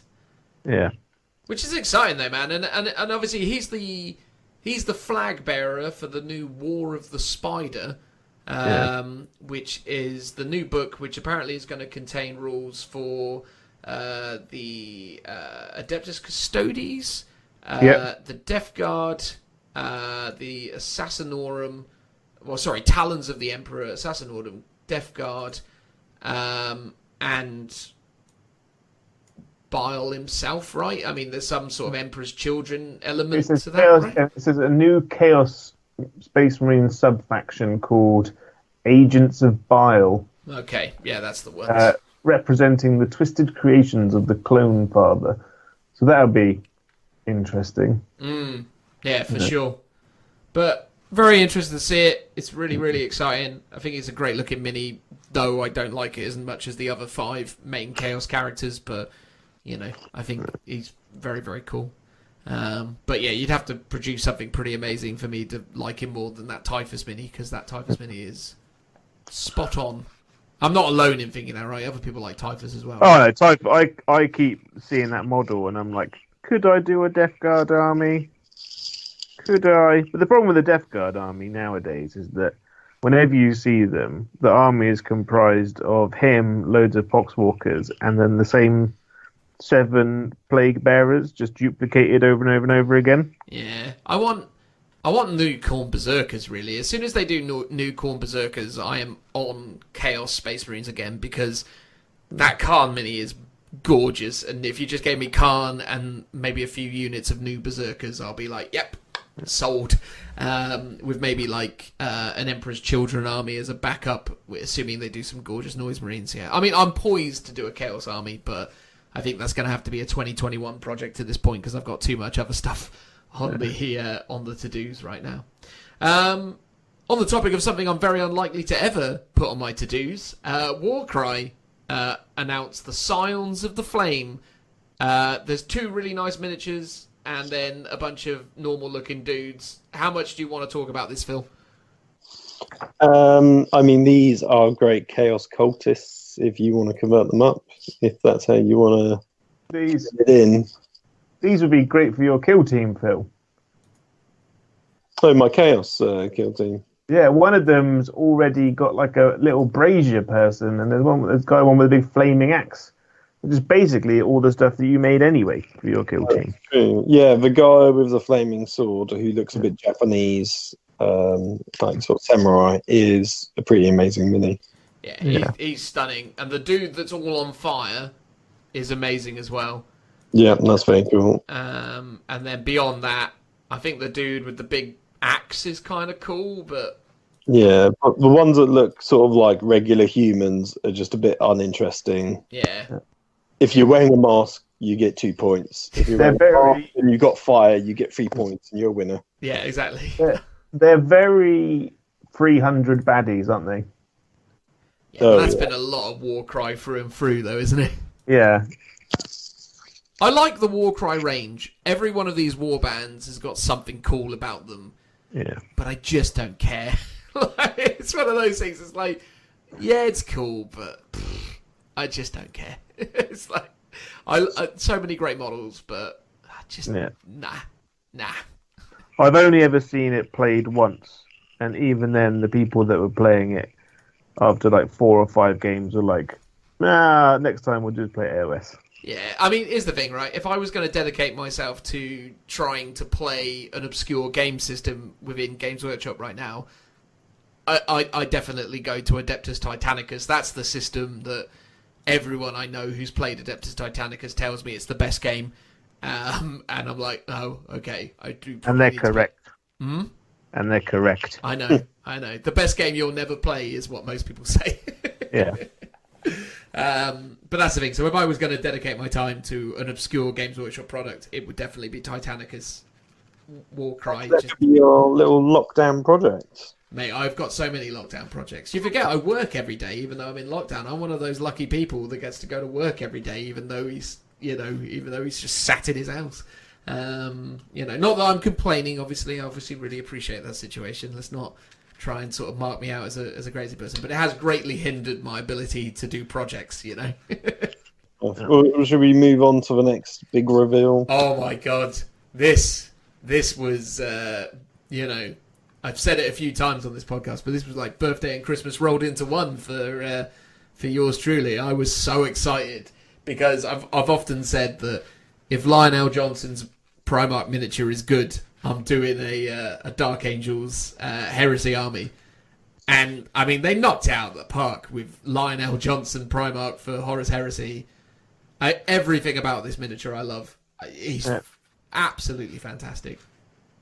Weirdly, I'm one of those people that's always like, oh, we don't like the head. I'd like to see what it looks like without, with a helmet on. Mm. And when I saw him, I was like, I don't like the helmet. And then when I saw the head, I was like, oh, now that model is complete. I definitely love him with the helmet. I will want him helmeted. I'm not sure which sword variant to go for. The chainsword is absolutely gorgeous, but I think because it's the lion, you've got to use the traditional power sword, surely. Yeah, the traditional broadsword. Yeah, because I'd like to see how that scales up to the one that's on the back of Cypher.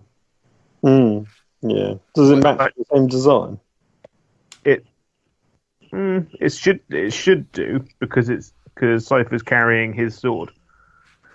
So, I mean, the minute I got the rumor that this thing was happening, I immediately reached out to former Forge World painter Giuseppe, because I've been talking to him on and off for a couple months now about doing a commission. And as soon as I saw this thing, I messaged him and was like, hey, do you see that they've leaked Lionel Johnson? And he's like, yeah, it's amazing. And I was like, yeah, how much for you to paint it? And he was like, I was waiting for someone to commission this one. So he was like crazy excited that someone's already come along and commissioned him. And before, so this Dark Angel project that I've been talking to him about, he was like, well, I've got all this stuff to do and all these projects, so I've got to prioritize all of this stuff. So I was at the moment going to be waiting like 3-4 months for him to start work on some stuff. But he's so excited about this that he was just like, yeah, don't worry about the queue, man. We're just going to get this done as soon as it's out. So yeah, literally as soon as this thing drops, I'm going to be buying it, shipping it off to Giuseppe, and he's going to hopefully do an app. Well, I know he will. He's going to do a gorgeous paint job on this thing. I mean, this guy... I mean, Phil, you know Giuseppe, right? I mean, this guy is an incredible painter, right? Yeah, he's most well known for... So he obviously used to be a Forge World painter. He did the Blood Angels Thunderhawk. He did the Goliath gang, I believe. Quite a few of the Blood Bowl teams. Not all of them, no. Basically, if the model was red, it tended to be something he painted. I don't know if that was a coincidence or if that was like his favourite colour, but that ended up being sort of his go-to sort of signature, I think. Well, he's assured me that he can paint a better black than... I mean, he can knock stuff out so quickly. He will... Because you can follow him on Facebook and stuff, and I highly recommend you do, but he'll post a picture out and he'll be like, tabletop level mini, and it is what most people would consider like, I'm going to enter this into a painted competition. Like, that's how good it is. Yeah, he did like I've done a bunch of armors. He done 4 armors, and he was like, like tabletop only took about 2 hours to get the lot done, and it's like, yeah. What, sir? I literally don't know who he sold his soul to, but he can paint so quickly, it's ridiculous. Well, yeah. So the commission I've got on this one is I want it like box quality is what I say. I want it like proper. I mean, obviously it's not polite to talk through the pricing for these sorts of things. I know everyone who always is curious about. I was the same when I first started looking into commissions. I was always a bit annoyed that no one ever really was sort of open about how much this stuff costs, because ultimately it's one of those sort of things, I suppose, because everyone does different deals for different people. So I won't betray, Giuseppe's trust by talking about how much it's costing me. But I would say for what I believe I'm going to get, I think it's going to be worth every penny. So I'm very, very happy with what I've been quoted, and I'm very excited to see what he's going to produce. And yeah, it's going to be the start of quite a big project with him, because I've got a whole 2,000 point Dark Angel army that he's going to be painting, and obviously this is going to be the main event, I suppose. This is going to be the No Retreat 10 entry, then I take it. Potentially, mate. Potentially. I mean, I dare say. I mean, I think it's going to be pretty special. But regardless of that, man, I love this miniature. I just think, I'm so happy they've given him the helmeted option, because that is definitely what I want for these kind of things. And this is what I said about Sanguinius. If Sanguinius had a helmeted option, I actually think the Sanguinius miniature could have been really cool. Maybe there's potential to take the helm from Lionel Johnson and put it on Sanguinius. I mean, it probably would look a bit ridiculous with the winged plumage. I think it's also the armor mark as well. So his is very much based on like iron armor, whereas Sanguinius is more like just a custom job entirely. Yeah. But I mean, regardless, I absolutely love it, and the scenic base is tremendous with all the Night Lords just being, utterly messed up by Lionel Johnson.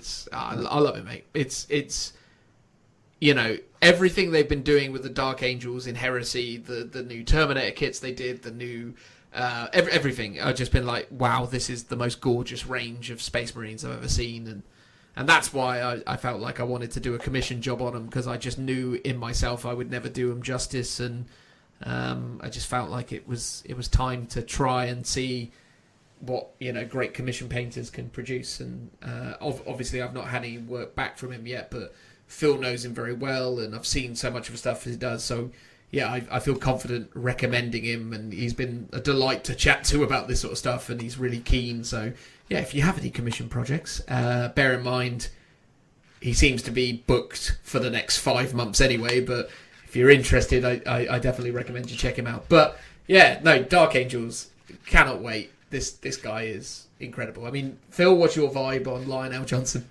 Oh, super cool mini. Like, really love the diorama base as well that it's coming with.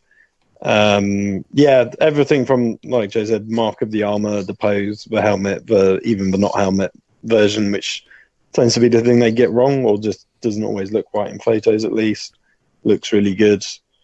Yeah, it's a stunning mini. In fact, if you're wanting to get into Horus Heresy, this is probably the army I would be tempted to go for, just because I think the range is so good. I think that's probably a combination of like they've had so much experience doing these armies, but also like the technology involved now.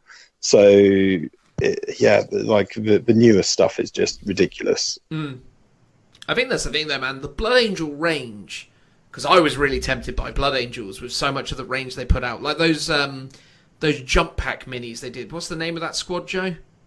Oh, I don't know. Are they sanguinarial thing in the bibs or something? But I'll have a look. The point is, I mean, that particular range of minis is so gorgeous. It was just Sanguinius himself that killed that for me. I was like, nah. I like that model personally. I hate it. The model only makes sense with its special base. Yeah, it's terrible. weird that they don't. But then, like, their Terminators are a little bit disappointing. Yeah, like they were a bit static, weren't they? Their Terminators, in comparison to the other stuff, was a bit meh. Because, like, their Praetor models, great. Their Dreadnoughts, stunning. The weird Angels Tears units were a bit odd to me. Oh, I quite like them. They're the Dawnbreaker Cohort is the name of the... I mean, they're amazing. Guys. Yeah, the Terminator's less so, but there was some really good elements to it. But no, I mean, yeah, not one thing I've seen them do for the Dangles has been bad so far. They're all gorgeous. Yeah.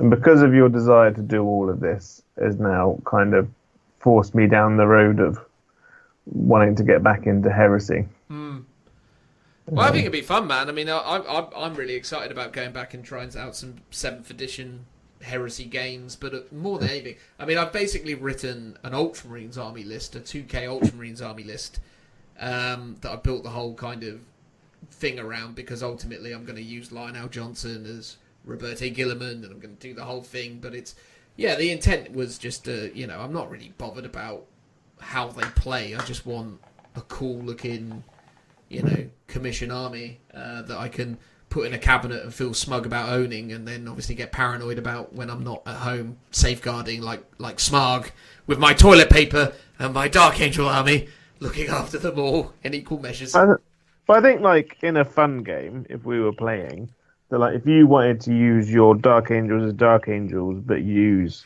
Lionel with Gilliman rules, I don't think any of us would stop you from losing your super doctrine, as it were.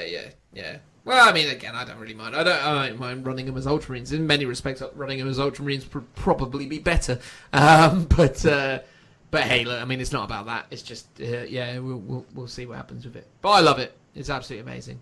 And then the very last thing on this update was you can now buy the limited edition Lieutenant if you haven't already done so. Although you can't buy it now, you can place an order for it now, give them money now, and then when they reopen their shop, they will send it to you. That's the general vibe, right, with the Lieutenant? Yes.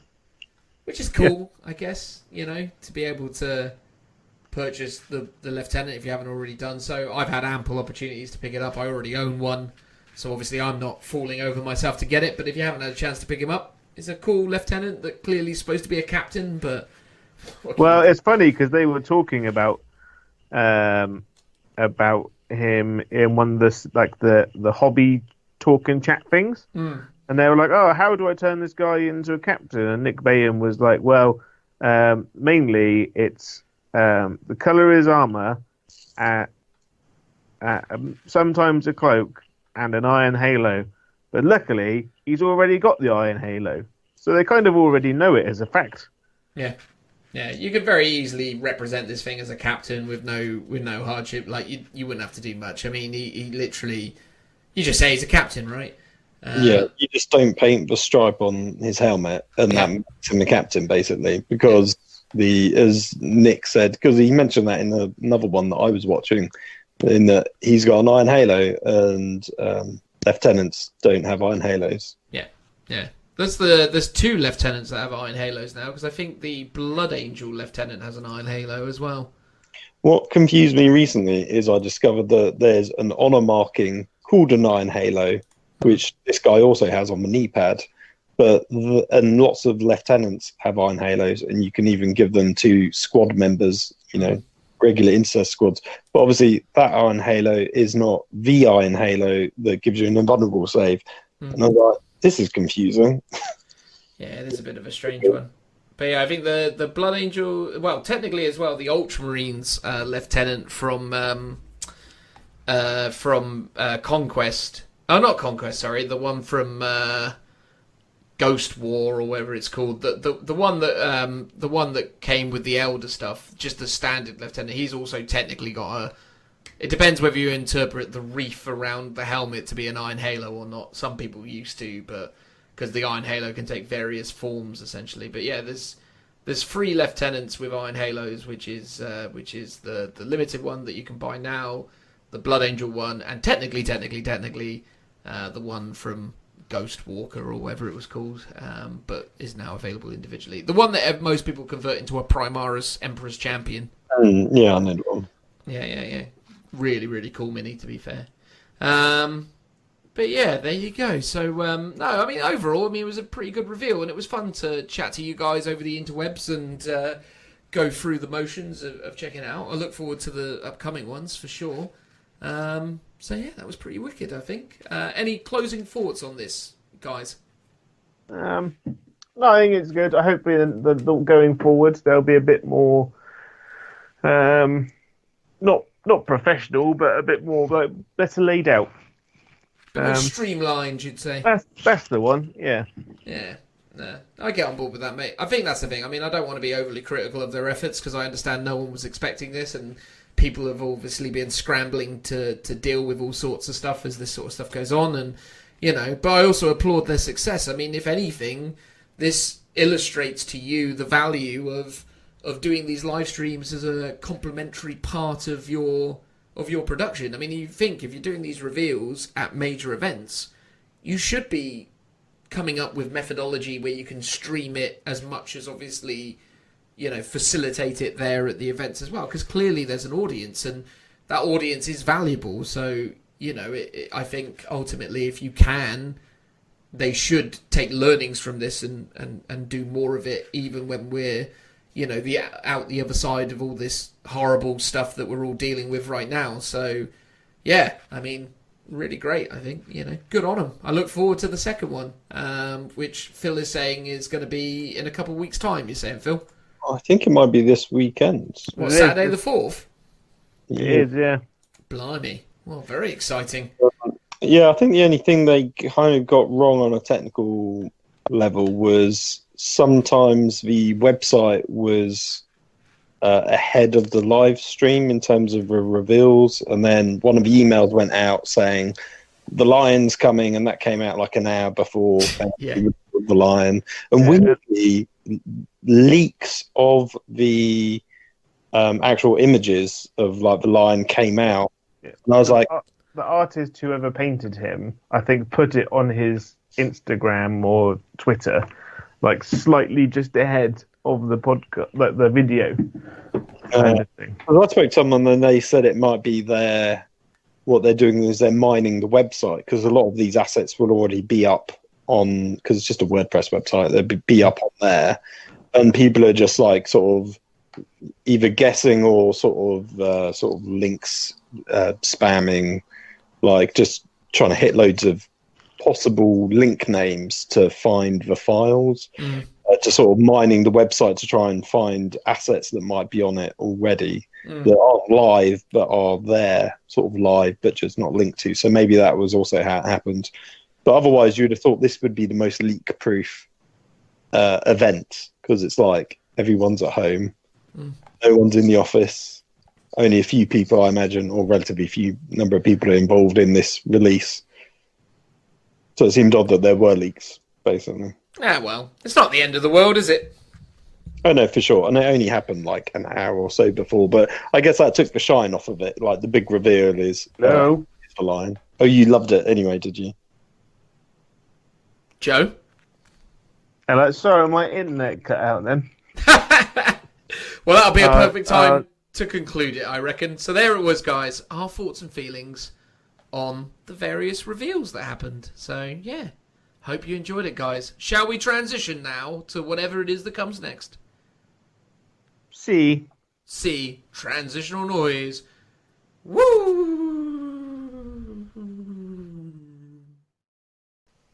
Hello, everybody. In an attempt to fill up our podcast over the coming weeks as we get towards the more quiet times within the Warhammer 40,000 hobby, as obviously the wheels grind to a halt and Games Workshop don't have a huge sway of releases coming through. We're taking it upon ourselves to actually go a little bit more in depth on the armies that we're a little bit more synonymous with running. So what better way to start it off than me, oh yes me, talking about Craftworld as a Ynnari or Aeldari. And joining me to talk through the segment is not Phil, because Phil doesn't know anything about anything that isn't Krieg and isn't willing to learn. So it's just me and Joe. He's not, though, is he? It's pointless trying to get him to learn other things. A brief moment of honest truth there. I mean, we've tried desperately to try and expand his horizons, or just get him to be a little more aware of the other armies in the game. I think Oh, sorry, please. I said what I've discovered with Phil learning about other armies is like, well, Krieg doesn't get that. Why doesn't Krieg get that? Why haven't we got a codex? I'm so angry. I hate this game. Why don't Krieg get it? 5 up in vulnerable save.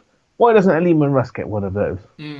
As standard. What is going on here? I tell you what is funny though as well is when we did the guard insight. He didn't even really know that much about normal guard either, did he? No, it's a weird one. If it's outside of Forge World, he's got no time for it. Well, exactly. Ask him to, write a dissertation on the, symbols that go on a Minotaur. Good God. Yeah. But that's because they're a Forge World army, you see. Yeah, that's true. Again, all part and parcel of the same, pattern. And also, they're from the same books. They are, yeah, that's true. It's no surprise that he ended up going down that road. Anyway, so moving on from Phil, we should really try and just briefly explain what this segment is about. So what we're trying to do here is not just talk about, the stuff that everyone else talks about, right? So I'm going to talk about Craftworld, but I'm going to talk about the stuff that not very many people really rate or not that many people really take, and talk you through some of the tactical flexibility that I see within those units. Now, typically speaking, everyone who knows anything about Aeldari or Aeldari or Craftworlds, whatever you want to call them, is that the planes are well good, Dark Reapers are really strong, Wave Serpents are amazing, Shining Spears are a no-brainer, and then obviously the Psychic, HQ choices are all tip-top amazing. But there's a lot more to the Craftworlds than just those kind of key components, and I guess what this segment is about is trying to talk through some lesser implemented strategies for maybe some of the popular units, but also try and talk through some of the unused units and try and maybe get people to rethink what it is that makes them interesting, I suppose. Does that sound reasonable to you, Joe? That sounds perfectly perfect. Exactly. As I thought. So I'm going to just go through this in, army-specific, force organisation order. So start with HQ, then go troops, and then so on and so forth from there. And just kind of highlight units that exist within these sections that you almost never see anyone run, and the reasons why I think no one runs them, and then juxtaposed, is it supposed? No. Put up against, the reasons why I think you should take them, basically. So, yeah, that's the general thrust of things from here on in. So, anyone who knows anything about Craftworld will know that the HQ choices are basically Farseers, Warlocks, and Spirit Seers, right? Those are the key components of every Craftworld's Aeldari army. Wouldn't you say so, Joe? Yeah. I mean, if you saw a Craftworld army, or you knew that your next opponent in a competitive event was going to be a Craftworld player, you would expect a lot of psychic powers, wouldn't you?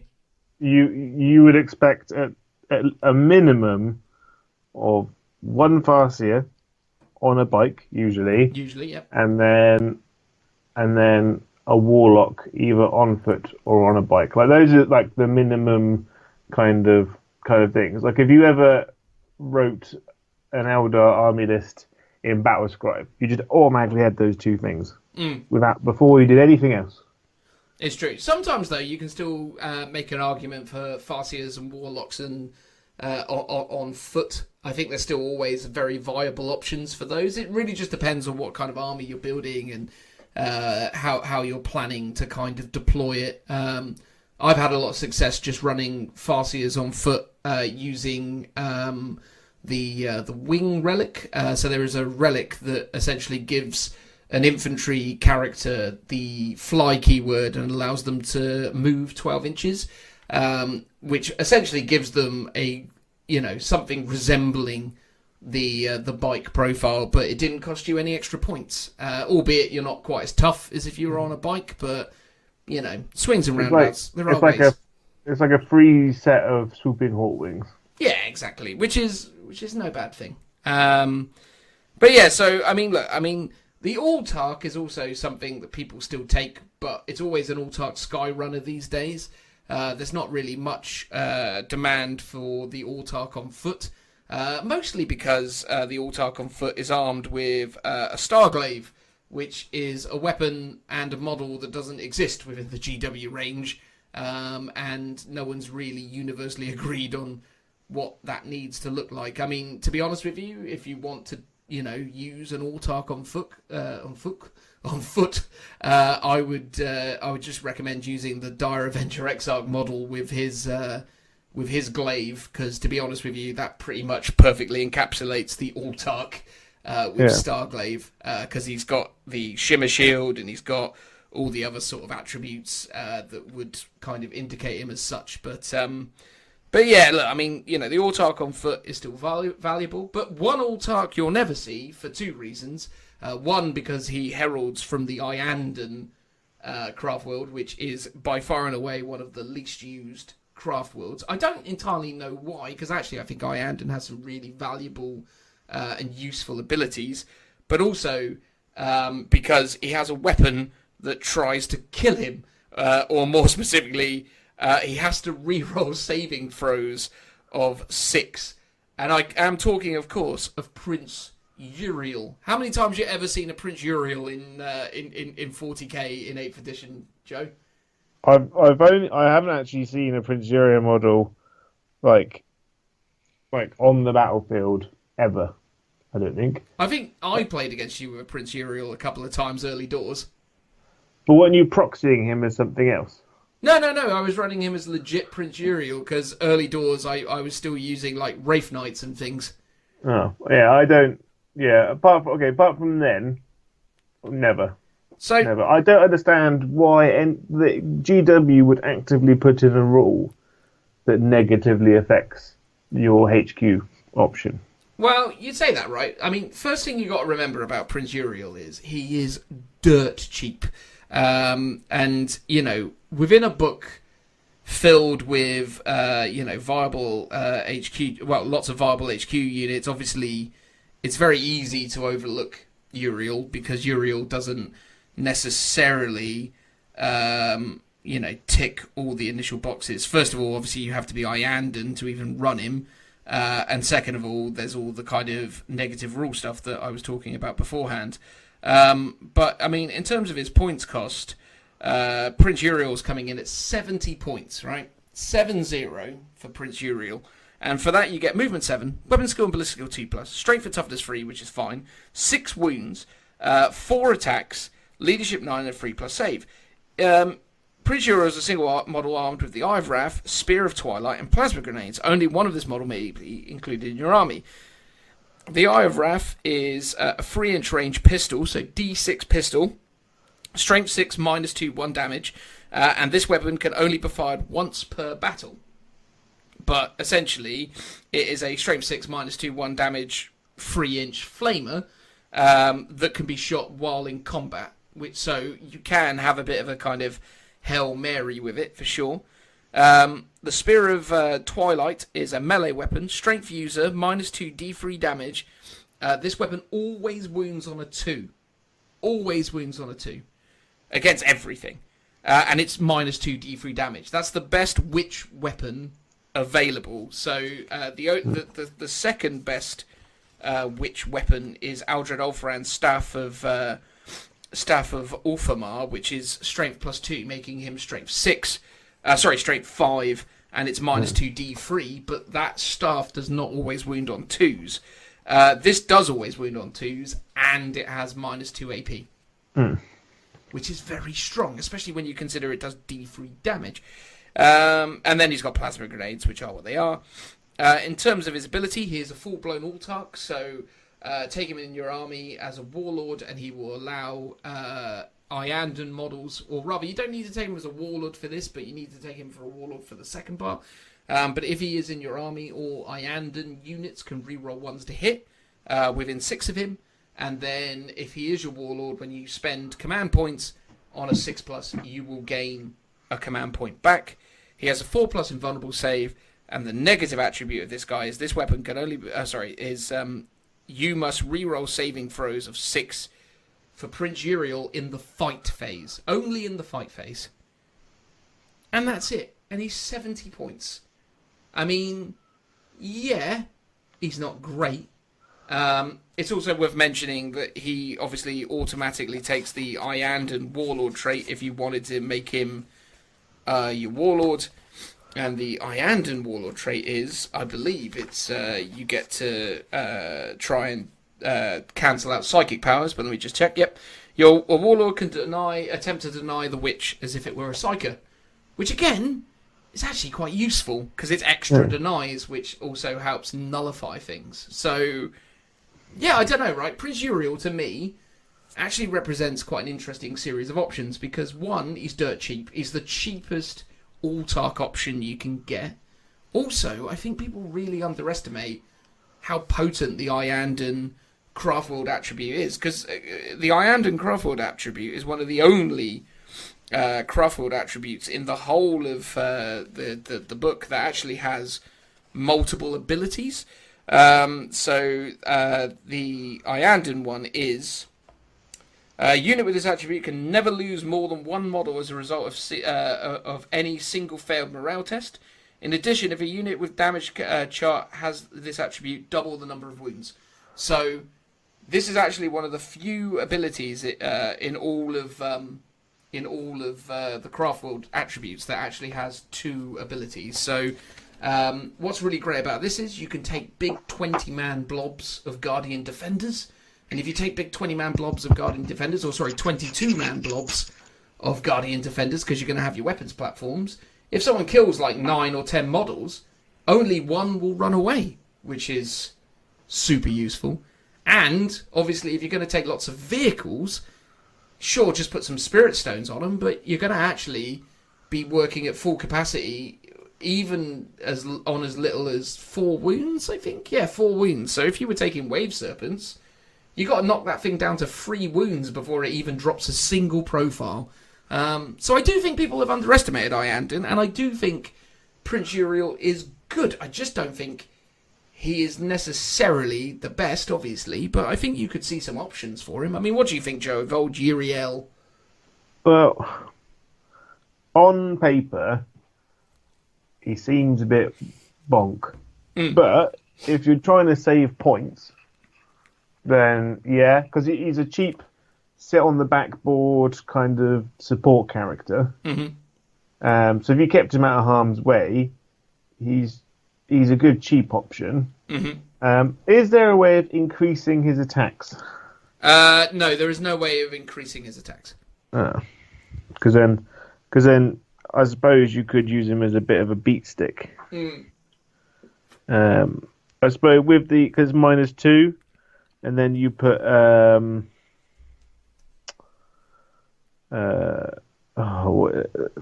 what's the one where that your opponent's -1 to their save?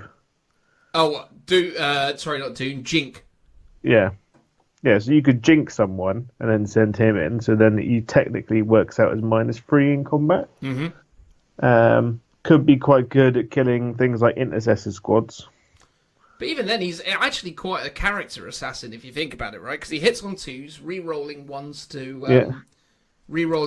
to hit, and then if you doom something that he's charging into, he's going to be re-rolling wounds, so 2+ re-rolling 1s. And then if obviously you jink it as well, right? You only need to get a handful of hits and wounds off. Say you get 3 wounds off with this guy. Yeah. Averages, you're going to probably get 5 to 6 wounds off with him. Oh, God, yeah. Assuming, obviously, I mean, again, if the thing you're charging into has a 3-up save, then obviously that drops down to a 6-up. But yeah, I don't know. You can expect to do some all right stuff with him. But I think the thing is I think people see him and they say to themselves, well, obviously he's there to rush in and do stuff. But actually, 70 points to regain CPs, to have a bit of threat in your back line, but also enhance units as well. That re-rolling 1 to hit is pretty big. And also, I think when you combo it with other Iandin skill sets, there's actually something to be said for him. I think if you were running Iandin, you definitely would be considering Prince Yriel. I suppose the negative aspect of him is obviously he re-rolls 6s to save in combat. But I mean, just don't put him in combat, or if you're going to put him in combat, charge him into something that you know you can kill. Because I mean, this guy can theoretically charge into an Imperial Knight that's got like a few wounds left and kill it. Yeah. And there's not very many HQ choices that you can pretty much guarantee going, actually, that knight's only got, 5 wounds left on it. Whatever, I'm going to chuck Yriel in and see what happens, right? Oh yeah, because even if he doesn't kill it, he can knock a few more wounds off on the way out. Yeah. So, look, I mean, it would be foolish for me to suggest that Prince Yriel is a auto-include great choice. But what I'm trying to do here, and what I figured the idea of this segment is more about talking through the pros and cons and why I think it could be useful, or what you could be doing to make them viable. And I think there is some viability within this character. I think the points cost is so negligible. He is dirt cheap. If you take him as a warlord, he can add an extra deny, and then obviously, he's just a backline thing. And also, I think Iandin, if you're playing Warhammer World events or you're playing Eternal, I actually think Iandon is something you want to be paying attention to, because actually big 20-man units of Guardian Defenders that don't run away are super irritating, right? Like if you took 60 Guardian Defenders, i.e. 3 units of 20, and then obviously their support platforms as well, I mean, that's a lot of bodies for you to get rid of. You could webway him and 2 units in. You could take 3 units in a webway, can't you? 2. So him and a big blob, and then just dump him in your opponent's backlines, and be like, "Here, deal with this." But he's also a good little multiplier for things like, say, for example, you took a big 9-man unit of Dark Reapers, having him in the backline with them, or looking at things like if you were running like scatter bikes, albeit Iandon scatter bikes, but even then you could still have the flexibility of that. I think, other things like support weapon platforms, he can be useful to back them up. And yeah, sure, you can get this same flexibility with a regular Ultark, but a regular Ultark is more expensive and not as good, is the point I'm sort of getting at. So, is what it is. I think, because a regular Ultark doesn't wound everything on 2s. A regular Ultark doesn't hit everything on 2s. A regular Ultark with its Starglaive hits everything on 3s, rerolling 1s. So it's one of those, isn't it? It's like, there is something to be said for him. I think he's okay, Joe. Not great. I'm not going to say he's great, but I think people probably need to actually reassess Iandon and take another look at Prince Yriel, because actually he's all right. But, that's my theory. Maybe I'll surprise people and bring him to a tournament at some point in the future and surprise people with a 60-man Guardian blob and just be like, come on then. Deal with this. Have fun. It's not going to be all that great for you. But, yeah. Because actually, that's one of the things I've seen Phil's Krieg army do to great effect, is that whole we don't run away thing. And actually, I think the same could be true as that. Is like, for Eternal missions, having big units of Guardians that don't run away very easily is a plus, right? Oh, God, yeah. Anything that's immune to leadership, especially in vast quantities, is super useful, because it means your opponent has to put a lot more firepower into it, because most other big units have got that kind of, if I kill X amount of models out of this unit, I can then just leave it because it will auto die to morale. Yeah, but negating that is pretty big, and the fact that your vehicles can stay pretty good, pretty healthy. So obviously, Night Spinners with them are really strong, because you can still put the Spirit Stones on them, and then you're still, it's like it just gets really quite irritating to deal with those guys. So yeah, I like them. So obviously Yriel was by far and away probably the worst HQ choice according to people, so I wanted to cover him off. But I will just say as well, honourable mention to the Phoenix Lords as a general topic. I mean, you might now see the odd Jane Czar kicking around, right, Joe? One or two at best in like 100-man event. Yeah.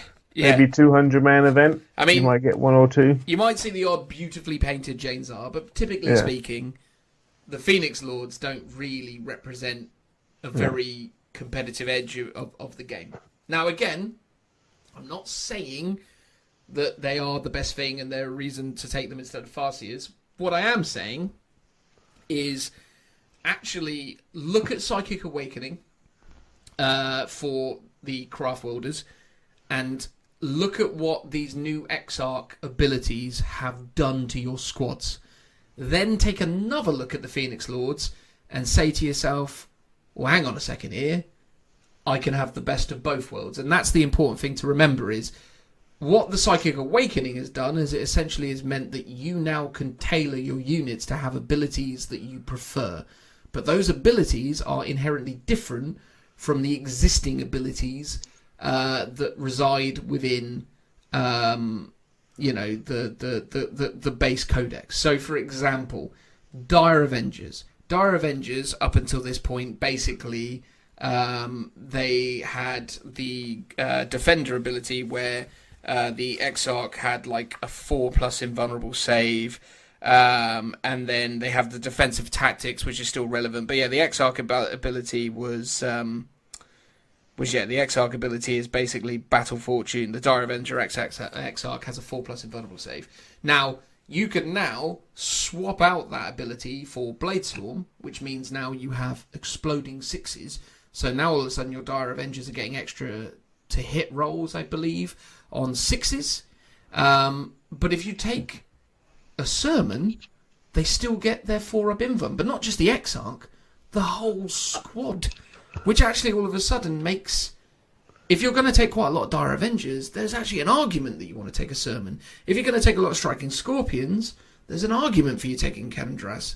If you're going to take a lot of Banshees, there is an argument for taking Jane Czar, because these individuals give the old Exarch powers to the entire unit while still allowing you to take the new stuff, and in most instances, the new stuff has a universal benefit that benefits everyone in the squad. So I just ask you to take another look at Phoenix Lords. I mean, how does that sound, Joe? Does that seem like a reasonable plea?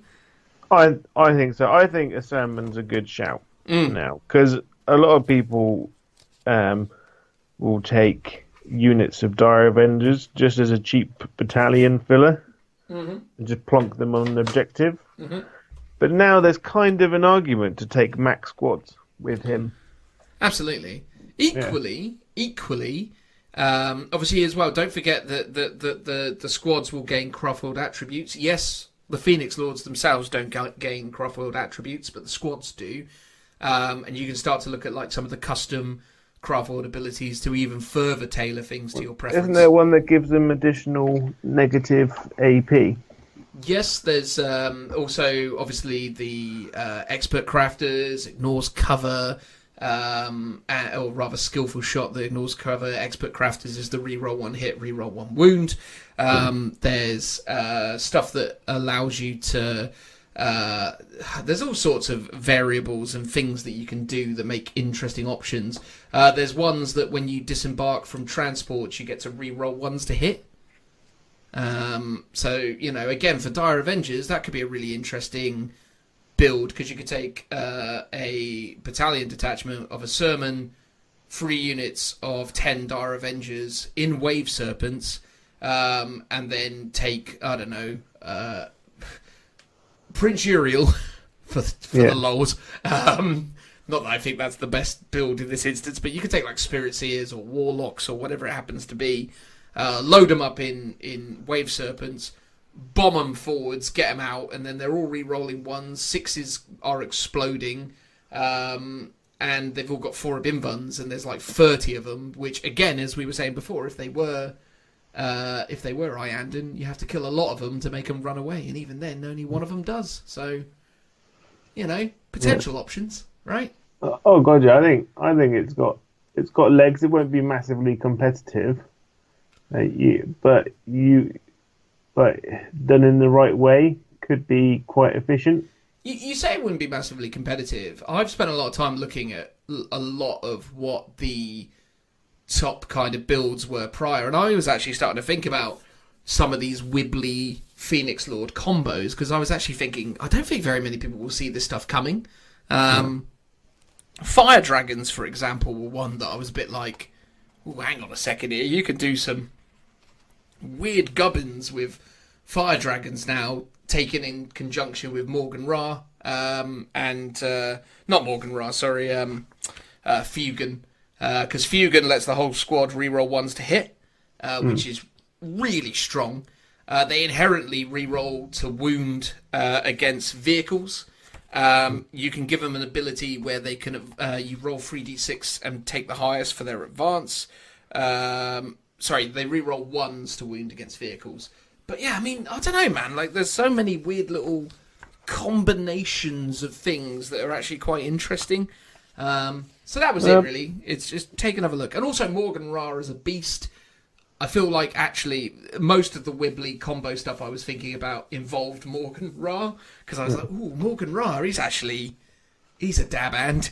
Cause... The one that allows you to reroll 1s when you disembark, is there a maximum distance you can move? No.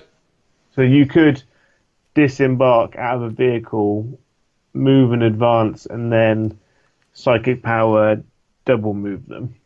Yes. Which means that they're getting the reroll ones with no kind of like additional support. That's 100% correct. Yeah, so you could bomb them across the board, miles and miles, and do all sorts with them. So yeah, I mean, honestly, I think when you actually start to think about certain detachments, because I think one of the one of the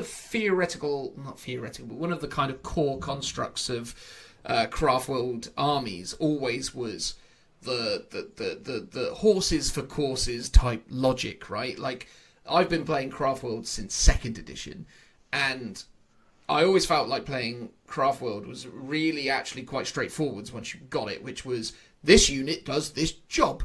You take this unit to perform this job. Don't expect this unit to do anything other than that job.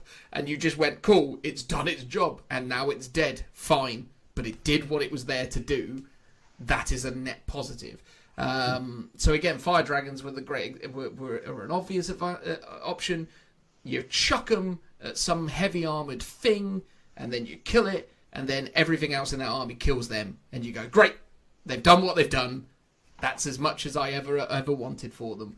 And that's the thing, right? That's the crazy side of the army and what it's built for. But now, if you were thinking about it, you could build a Vanguard detachment purely built around the idea that this unit's going to do, or these 3 units are going to do this specific thing, or these 2 units and this 1 token thing that I had to take for the sake of argument are going to do this thing. But I've specifically taken these Craftworld attributes to benefit them. I've specifically taken this Phoenix Lord to buff this.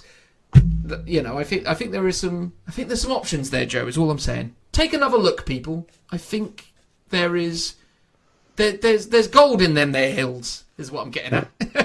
Oh god, yeah. I quite like the idea of like taking a big 10-man unit of fire dragons, like disembarking them and then slinging them across the table, because what they move, so they disembark 3, move 7, so you're at 10. You could advance them d6. So again, 4. you could give them the ability. You could give them the Craftworld attribute where they roll 3d6 and pick the highest. Okay, so that's like a potential 16. Then you move them again, so that's 7. So that's another. You advance them again, so that's another. It's 23 plus 6. So they move 29 inches. Yeah.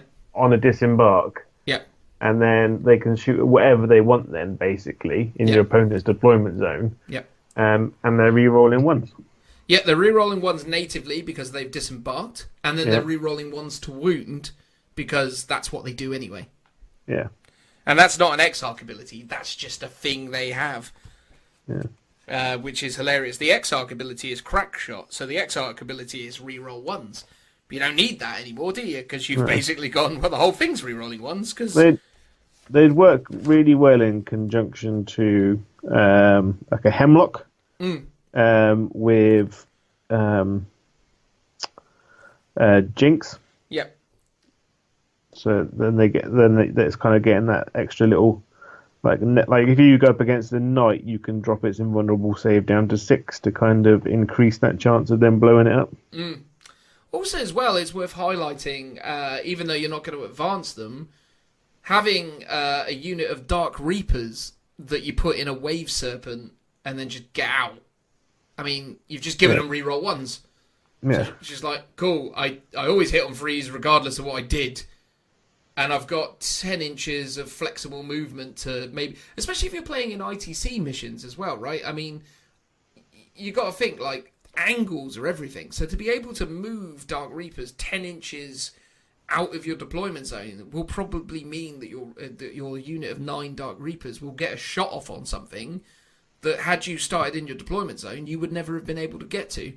So, there's a lot of flexibility within that particular thing. But then, but what I'm saying is that is one example of hundreds of possible combinations, and I think the Phoenix Lords unlock quite a lot of stuff. Not just obviously the example we kind of ended up in wasn't really reminiscent of the Phoenix Lord stuff, but the point is there's definitely options. Definitely options. So there you go. That was just a general plea on have another look at the Phoenix Lords. Although, as much as I love him, I do still struggle to come up with a reason why you want to take Bahar off. I love him, but I don't know what to do with him. He's got an Assault 4 Strength 5 gun. He does. Whee! He does, yeah. And a Strength 5 Power Sword. Yeah. I mean, he's got Sky Leap, which is cool, and like he's got a better grenade pack. But the weird thing is with him is he adds 1 to the leadership of friendly aspect warrior units and adds 2 to the leadership of swooping hawks, which is good. But it's not re-rolling to hit. Yeah, it's like Barra off. I love you, but you've drawn the short straw at this moment in time. But even he's got options. It's just that I just don't know what they. I don't think I think you're going to struggle to find a reason to want to take Bahar off. But the other Phoenix Lords, give them a chance. Yeah, this segment's all about the unloved, but there are some that remain and should be unloved. Well, yeah, he's unfortunately the ginger stepson, isn't he? Yeah. He's got very little chances in life. Yeah. So then we move on to the troop section. Crikey, right, better speed up through this. We move on to the troop section. Look, I mean, all the troops in Craftworld are great. I love them all. The one that people will tell you probably is the least useful is the Storm Guardians, but they're wrong because they're cheap and they're bodies. And cheap bodies are But you could run a Footdar army. You could run a Footdar army. You wouldn't want to run Storm Guardians if you were running Footdar, though. The thing is with Storm Guardians is they're 100 and whatever points they are. 150 points. They're less than that, yeah. Sorry. They're 144 points of bodies that you just put everywhere. I've won so many Eternal War tournaments because of, or games anyway, because of Storm Guardians just holding on to stuff. They're super annoying. They're frustrating to get rid of, and you know that anytime anyone's shooting at Storm Guardians, you've won because you're like, yay, because you don't care. It's like, yeah. Who cares? So, yeah, highly recommend Storm Guardians. Everything else is amazing. Guardian Defenders, Dire Avengers, and Rangers are all absolutely phenomenal. Craftworld players have easily the best troop choices. Some of the best troop choices in the game, in my opinion. Certainly more than the Drakari, wouldn't you say so, Joe? Oh, definitely. Although I have found a new love for witches. Witches are great, warriors are great, but... Well, warriors a bit... a meh. Meh at best. They're not the worst troops in the game, because they have access to power from pain, but they're not good in combat. At all, and they're not great at shooting. But there's no redundancy there, though, right? You get the blaster. They can fly around in Venoms and Raiders, shooting stuff, bidding out hordes and holding objectives. And at like 30 points for 5 of them, like you can't go wrong. It's their cheapness that makes them better good. They're like Yriel in that regards. It's the cheapness that makes them shine. Yeah. So like. Yeah, but the same price, well, cheaper than a guard squad. You've got 5 guys who just kind of float about holding things. Yeah, totally agree with you. So we'll move on to the elite section now. Now, what I will say about the elite section is, obviously, we've already done a bit of a chat through on Fire Dragons, and people who have listened to this podcast before will know that I've got a real soft spot for Striking Scorpions, because Striking Scorpions were basically the miniatures that got me into this hobby. When I saw the retro Striking Scorpion models, like these 2nd edition ones, I was like, yes, that's the army I need to collect, and I need to be playing this game because those are just amazing. But bizarrely, even though I want to talk about Striking Scorpions, I'm not going to talk about them. I'm not actually going to talk about a Codex Craftworld unit at all. I'm actually going to talk about the Shadow Spectres. Because I think the Shadow Spectres got given a bit of a...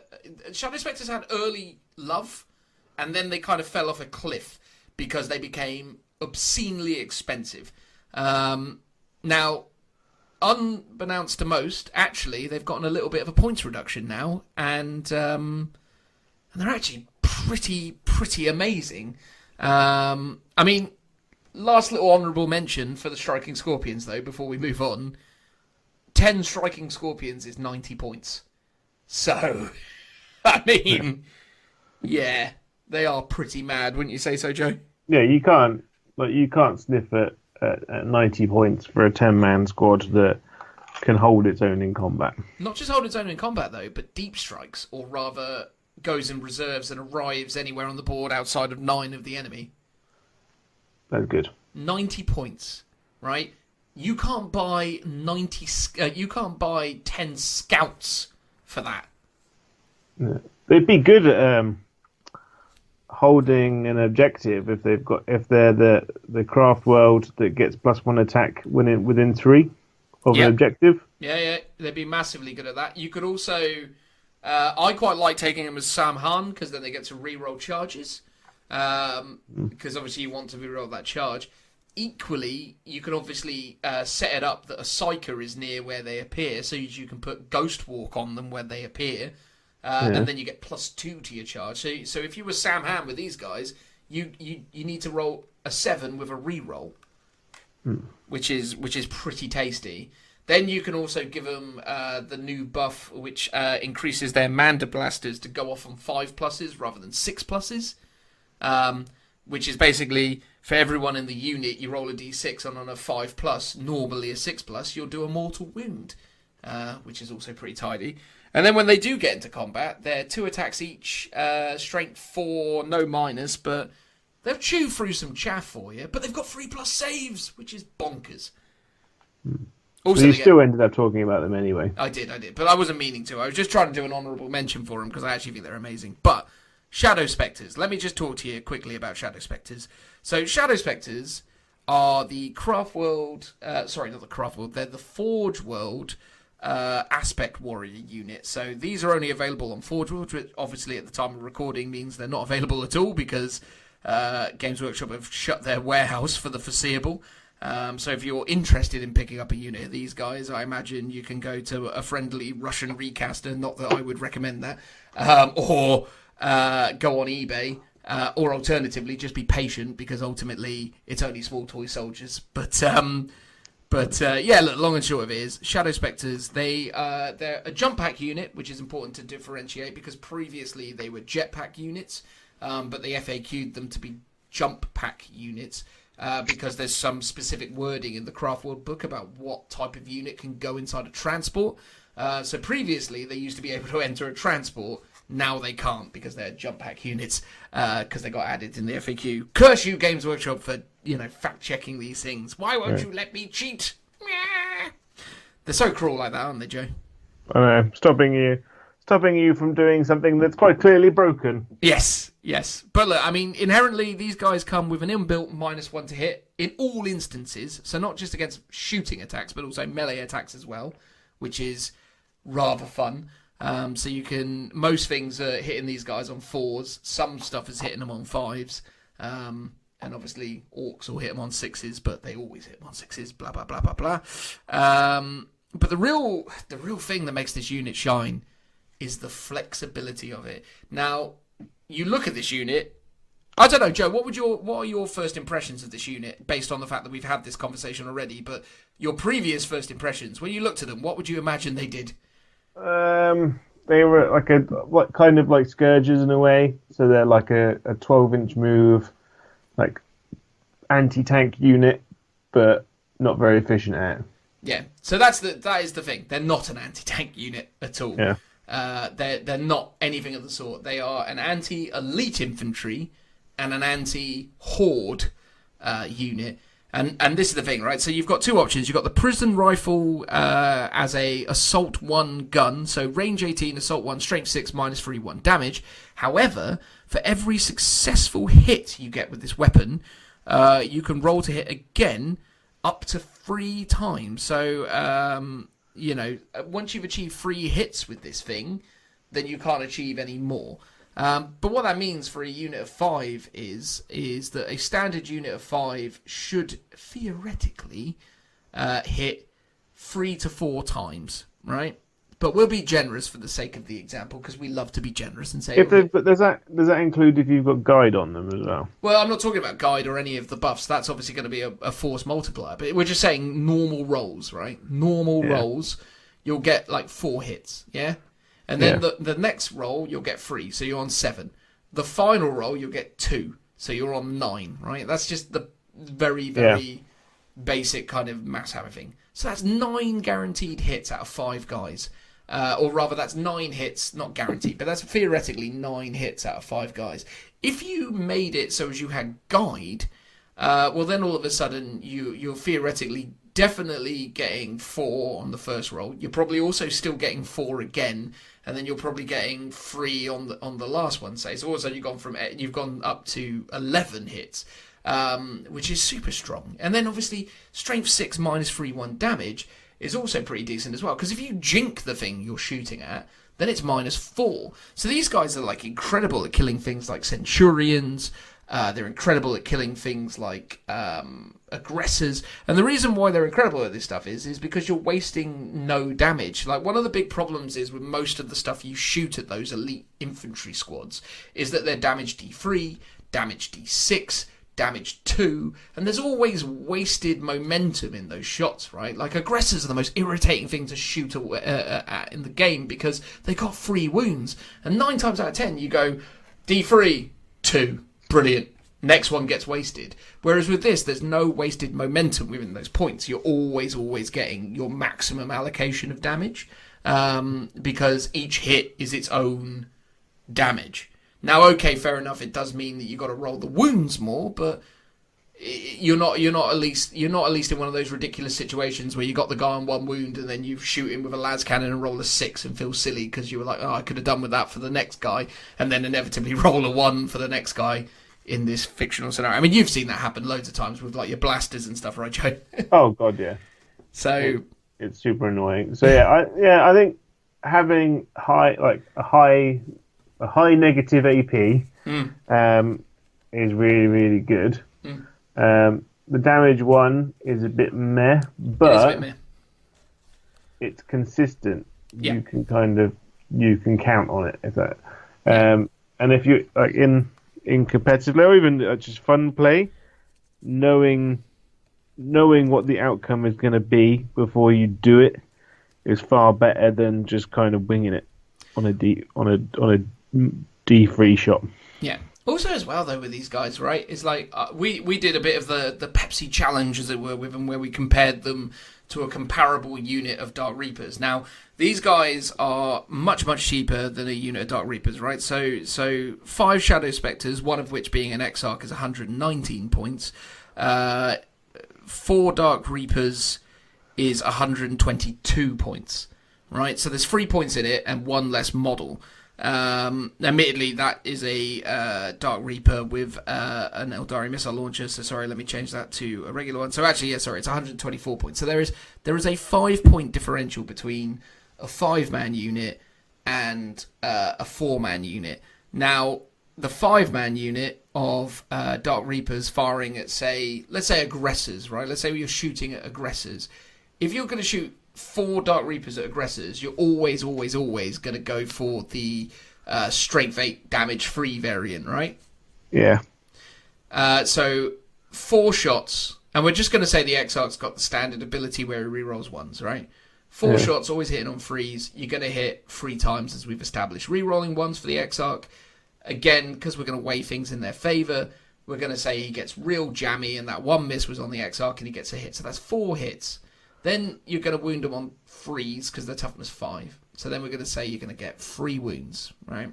Yeah. At that point, the aggressors now have 3 5-up saves, of which they pass 1, and 2 aggressors die, right? That's the example on their side of things. Whereas for these guys, we are wounding still on 3s, and we know that we got 9 hits off.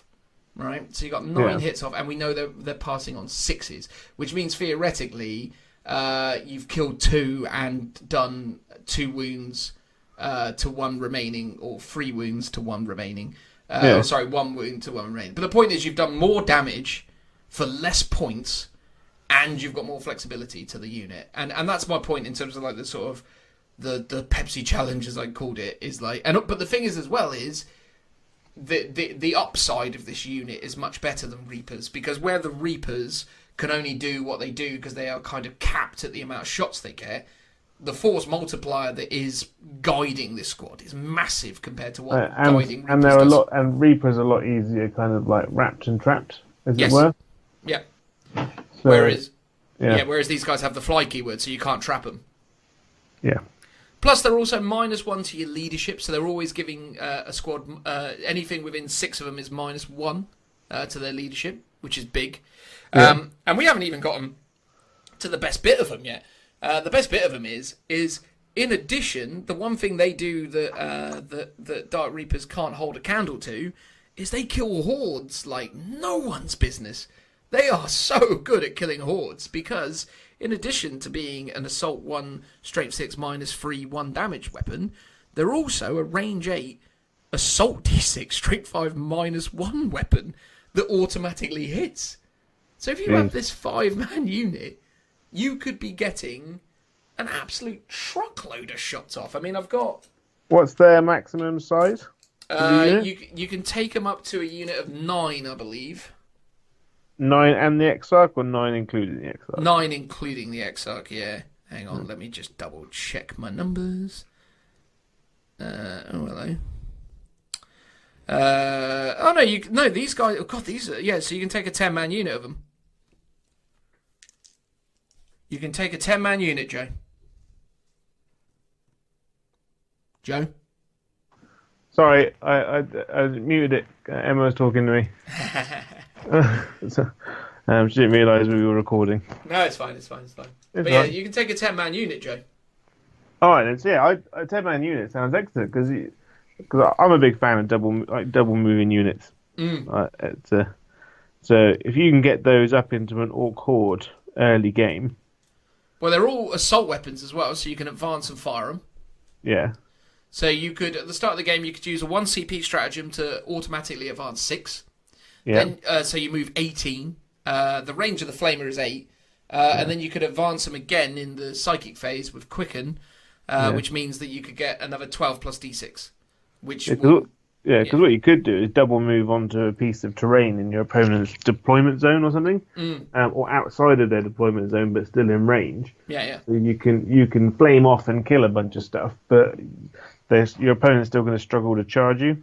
Well, the other thing that's hilarious about them, if you're playing again with the standardized L-shaped terrain blocks, what you can do with them, because they've got the fly keyword, is you could get into range, flame a horde of orcs, and then fly up onto the top of the L shape. Oh, really? Yeah, because you use fire and fade and just go up onto the top of the L. Oh, that is super good as well. Yeah. Yeah. So, I mean, I've got 5 dice here for 5d6 worth of shots. I'll just roll them. Wow, that was an obscenely good roll. So I got a 2, a 1, a 5, a 6, and a 6. So 12, 17, 18, 20 hits for just 5 of them. Wounding on, so 20 hits, wounding on freeze against orcs. -1, which basically means the orcs don't have a save unless they've got the 5-up invuln, which they almost always do, but who cares at that point? It's like literally like, pff, there you go. And then if you kill, like, say if you killed 15 of them based on, or like, not 15, say, I'm just talking about like a 5-man unit, say if you killed like 10 or 12 of them, they also give the unit -1 to their leadership, so it's like, yeah, have fun with that. Yeah. So they're actually a really good unit. I know, and no one's really taken them, and I don't understand why, because I'm going to be taking them as soon as we get out of this. I'm taking them, man. I literally had the order ready to go on Forge World until they told me I couldn't buy them anymore. I was waiting until payday to buy them, and then it's like, nope, wait. Oh, that's good. But yeah. So, and the thing is, what I'm seeing a lot of the time as well within like the meta as it develops, certainly when people are playing more the Eternal missions, people love orcs at the moment, and people are going to continue to love orcs because orcs have just gotten a load of buffs. So, they're gonna be all over the place, and they have their own. Well, it's probably the fact that they're 43 quid is a bit of a turn off. That's without the Exarch as well. The Exarch's 18 quid on his own. Yeah, so that's Jesus. That's like £61 for 7 models. Yeah. Yeah, I can see where they're going with that. But they've got their own Phoenix Lord as well. They do, and he's good, but he's not great. But he's still good. But yeah, I mean, in my army, that my 2,000 point refined tournament list for what was going to be what I was going to be playing for the this month and beyond, had it not all gone weird. I had 2 units of 6. Wow.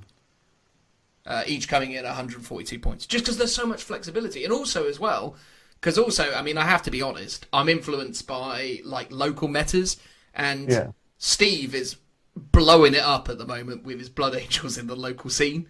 And I was like, well, how do I beat Steve's army? Shadow Spectres. So it's like that's basically. Well, you got any unit that has the infantry and the fly keyword is king in the current game, just because they can move over terrain and ignore it in all ways during the movement phase. They just pretend it's not even there, and in the charge phase, they can go through walls because they've got the infantry keyword, unlike other fly units which have to go around. So, yeah, they've got a massive buff over stuff. So you could just leap from cover to cover for the whole game, basically. Yeah. And also, if you can draw a line of sight to stuff that's going to charge you as well, all those flamers going at you. Charge me! Come on, let's have it! You don't want nothing to do with that, man. Also, as well, against certain armies, they're just untouchable. Like a guard, for example, right? You run a 6-man unit of those guardsmen, and you go, boom, there's 2 squads of dead guardsmen from splitting flamers or whatever, or maybe not 2 squads. There's a dead squad of guardsmen. Fine. Yeah. No big whoop. But then, in response, you've got this unit of Shadow Spectres standing in front of your opponent's guard army, and then you go, cool, lightning fast, and they're like, oh, so I'm hitting it on 6s, am I? Yeah. Have fun with that. It's so bonkers. And obviously, if you took them as Eltok, you could muck around and have them as much as -3, which would be mad. Which is mad good, really. Especially if you take them in an army of like Hornets and stuff. And so you can go back to your old army list of you can't hit me. Yeah. Which is certainly another consideration for the Eternal missions. I mean, me and Richie were supposed to be going to one of the grand tournament events in Warhammer World, I think in May. Obviously, we're not doing that anymore, but yeah, this was the army that I was kind of theory crafting for that, because it was like anti-horde, unkillable by Tau. It was just like, all the points are mine. Whee!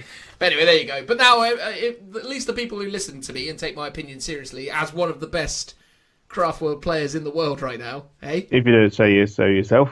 It's on the ITC, mate. You can't argue. Yeah. And that's even with my terrible performance at that Winchester tournament. I won 1 out of 3 games at that tournament, and I'm still in the top 5. Yeah. Is that because no one's playing them at the moment? Yeah, that's basically it. But of all the people who aren't playing them at the moment, I'm the best of them. Okay. Well, not the best of them. I'm not number 1. I think I'm number 3 at the moment, but whatever. It's all good fun. Fast attack, Joe. Fast attack. Vipers is what I'm going to say. I was going to say Hornets, but loads of people are running Hornets now because people have cottoned on that they're really good, especially after the points reduction. But Vipers are as well. They're not. Are they? Wow. Are they? Wow. I mean, let's talk through the pros and cons of a Viper, right? They are. Go to the page. 1 minute. They are well quick, Joe. Right. That's point number 1. They is well quick. They move 20 inches if you take them in the unit of 3. Okay. And they've got ballistic skill 3+, Joe. And their toughness 5 with 6 wounds. And, and this is a little known fact about these little guys. They have a 3+ save. Right. Like most people think the Viper has a 4+ save, but they'd be wrong. It's a 3+. So they're quite durable. You can give them 2 shuriken cannons. How many points is it for one with 2 shuriken cannons. One with 2 shuriken cannons will cost you the princely sum of, he says manically, 55 points. 55 points for 2 shuriken cannons. And so a unit of 3 of them would set you back 165 points. How many points is a wave serpent? A wave serpent is like 147 or something. So 3 of those is packing 6. So twice as many shuriken cannons. Yeah, for the same points or less points. Yeah, the same points, give or take. Yeah, and these guys move 20, which is nice. Yeah. And they're just bothersome. I think the thing is with them, right, is like, look, I'm not going to pretend these are actually any good. I just think the thing is like, there is always a place for them, though, right? Like, thing is with them is, first and foremost, they're a vehicle with the fly keyword, which means you can use Cloud Strike with them, right? So, if you had 3 units of these guys, for 3 CPs, you can have them all in reserves. Are they? Well, I suppose they're like a cheap, like brigade filler. If you're not taking Shining Spears. If you're not taking Shining Spears, I mean, look, here's the thing, right? When it comes to fast attack, we have to be brutally honest at this point. Wind Riders, Scatterbite Wind Riders, and Shining Spears are so much better than everything else. There is no other option, is there? No. But if you were looking at the other options, I actually think there is an argument that Vipers are okay. Like, they're not always going to be amazing, but they're okay. I mean, in my opinion, the pecking order for the fast attack segment goes Shining Spears, Hornets, Wind Riders, Vipers, Swooping Hawks, and then Warp Spiders. Oh, poor Warp Spiders. Well, here's the thing with the Warp Spider unit, right? I mean, again, look at it with the new abilities that they've gained access to, but they're just not good enough anymore. It's like, they're just not getting it done. I mean, yeah, I'm not going to go through the Warp Spider rules. The Warp Spiders are about to get some love at some point because everywhere on the internet around the various Psychic Awakening things has basically teased that there's going to be a Warp Spider Exarch soon, which basically means that Warp Spiders are just a forgotten thing until they go, hey, look, they're amazing again. So, yeah. Yeah. Can we go back a page in the Codex and just talk about Wraithguard? Because they seem to have dropped off the precipice and never kind of returned. No, I think Wraithguard stayed up there. I mean, again, if I was going to go through the Elite section in terms of... I see a lot of Wraith Blades. Oh, Wraith Blades, sorry. Yes. Yeah, no, I do as well. Wraith Blades are great. So, yeah, no, you are right. Wraithguard have fallen off a cliff. You're absolutely right. I apologise. Yeah, no, Wraithguard... You know, the problem is with Wraithguard is they're not damaging enough for what you get. It's like nothing about them makes sense, right? Their range is crazy short. They're not very survivable compared to their Wraithblade cousins. And it's just that thing where it's like, yes, if you get into range with Wraith Cannons, you will mess something up. But you're talking about a 12-inch range. It's so bad. Yeah. But I think D-Scythes still have a place. I just think the thing is with these guys is, well, actually, let's talk through the positives of them, because the idea of this is not to just constantly spin the negatives, I suppose. Right, how would I use Wraithguard? If I was going to use Wraithguard, I would use D-Scythes, and I would use Wave Serpents, obviously. So it would be 5-man units with a Spirit Seer in a Wave Serpent. Turn 1, I would try and deploy in a position where the following turn I could bring them out and do damage. And then obviously I would focus on trying to kill, like very, very elite infantry with them. But also, I mean, D-Scythes can really get it done against vehicles as well, because they're strength 10, -4. The only problem with them is They're only 1 damage. They're only 1 damage, and they only get D3 shots. If they were D6 shots, they would be so good. Yeah, because it's weird, because the other profile is 1 shot, strength 10, -4, D6 damage. Well, it would have made more sense for them to flip it to then be D6 shots, strength 10, -4, 1 damage. Yeah. I mean, the thing also as well with these guys, they're not a slouch in combat either. -1, D3 damage on their fists alone can also be a real pain in the bum, especially when they're strength 5. Oh, yeah. I would have preferred it if they'd kind of bitten the bullet, made them, say, like, 2 or 3 points more expensive a model, and then made it so you can switch between the 2 weapon profiles. Honestly, the thing they needed to do to make this unit great is either give the D-Size D6 shots or give the D-Size damage 2. If the D-Size was 2 damage, absolute no-brainer. Also, as well, the ability to fall back and still shoot is strong on the assumption that you can fall back. Yeah. Because obviously most things that get into you will wrap you and stop you from falling back. Yeah. So therein lies the problem. It's like, wouldn't it be great?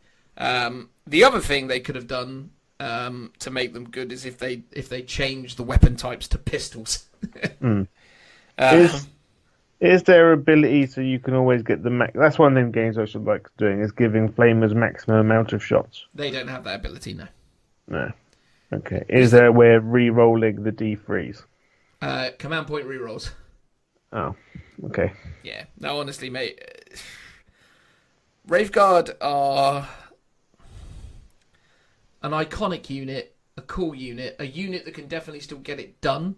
But the problem is, in most of the things they're designed to kill, they're not that good at killing as cheaper versions of themselves. Like, the fire dragons are better than Wraithguard.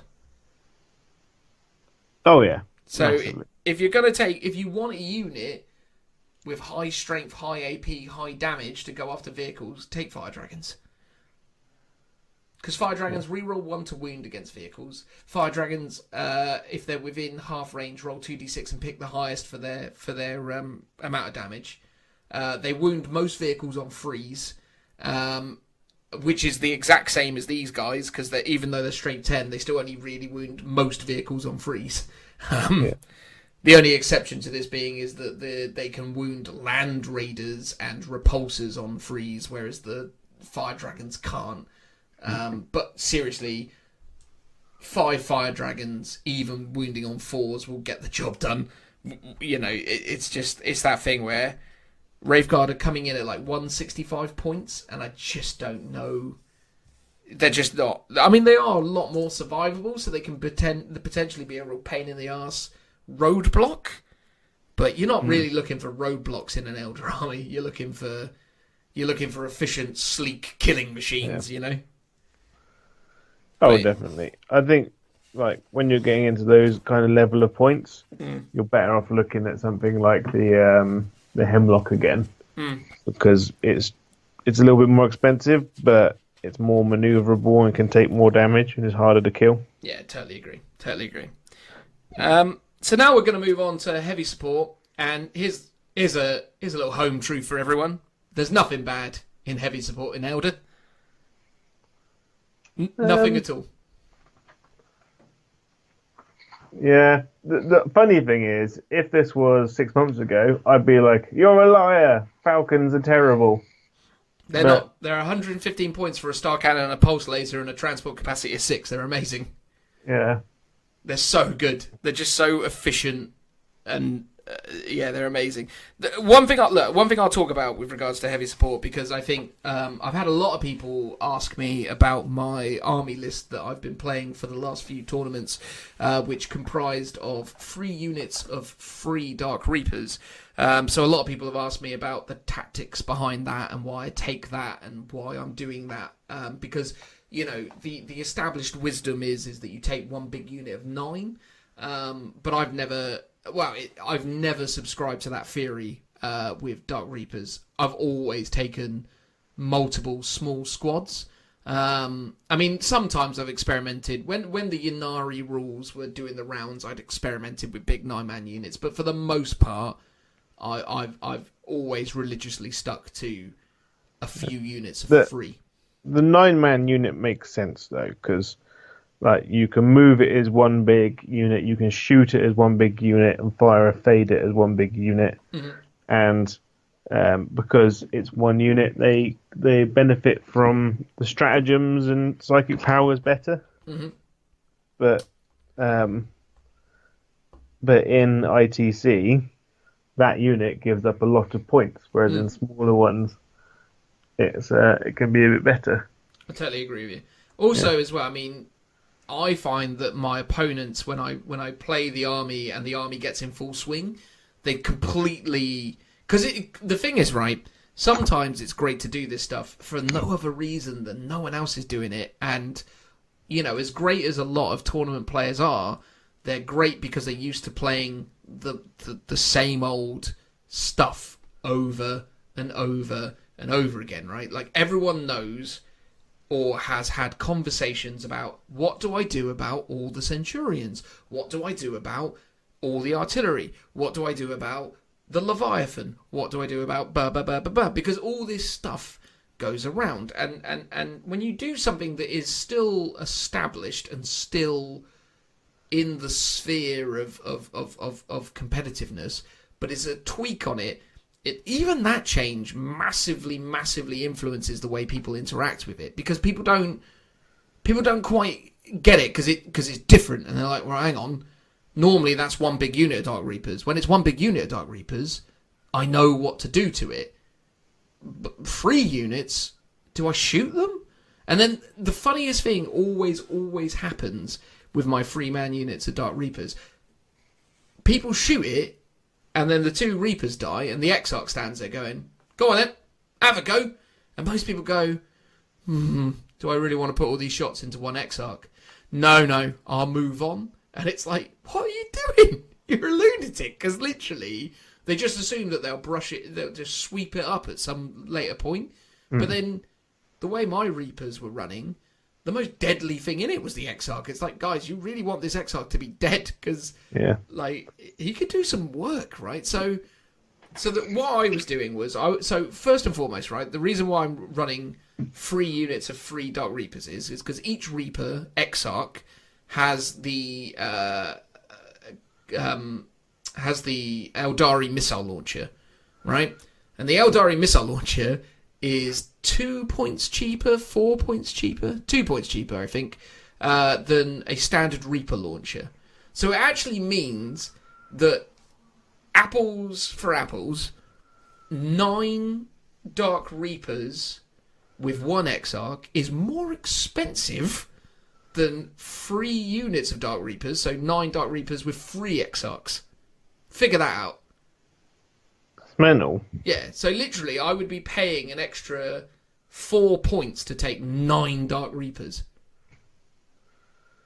Now, 4 points isn't a lot, but it's 4 points, right? Well, the thing is that it's 4 points, but also those Reaper Exarchs can all double shoot. Yes, so I'm always giving them rapid shot, which is hilarious, because all of a sudden you've got a Typhoon missile launcher for 20 points or whatever it is, which is bonkers. Yeah. And also because I'm always running them in competitive play with ignores cover and reroll 1 hit, reroll 1 wound. I mean, I'll roll it for you now. 2 hits. Wounds most things it shoots on freeze because strength 8. I failed 1 to wound, and now I got 2 wounds because of the reroll. -2, so we'll say whatever I'm shooting at a 5 up. I rolled a 6 and a freeze, so 1 got through, and I did 5 damage. Right? I mean, that's mad. But, you know, and that's with them. You know, a lot of the time, most of the people I've been playing against don't pass both saves or one of the saves.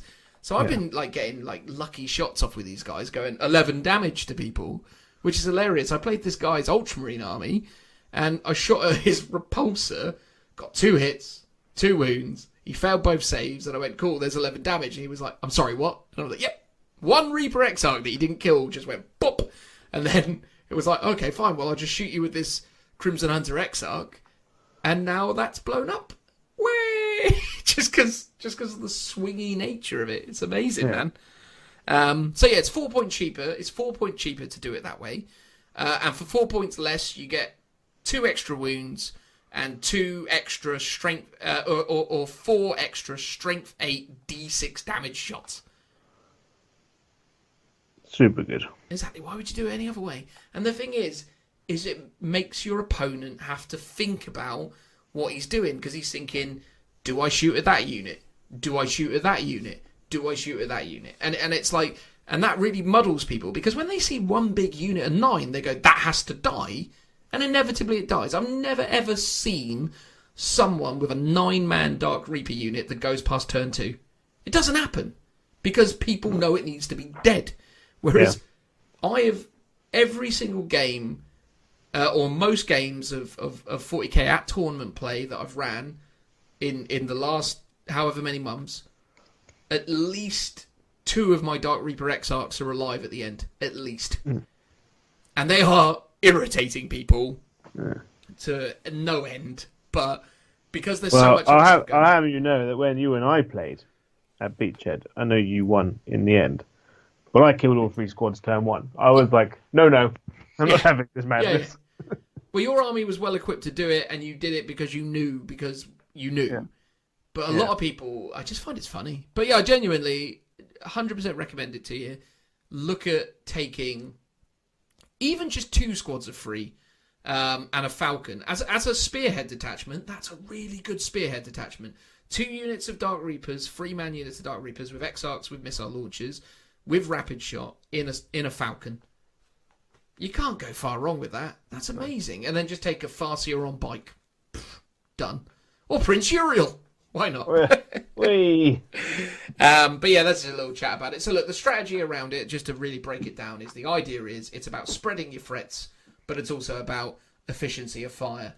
They're great at killing flyers, and they're great at killing other stuff. But also, as well, one of the things that's really nice about them is you don't have to overthink them, because each squad just shoots at one thing. One of the other things I find with people with the 9-man squad is they go, oh god, 5 are going to shoot at 5 are going to shoot at that guy, and then and then 5 are going to shoot at, or 4 are going to shoot at that guy, and inevitably the 5 shots doesn't do what they wanted it to do, and then the 4 shots does more than they expected, and they're like, oh god. Whereas with these 3-man units, you can just go, cool, they're all shooting at that, see what happens.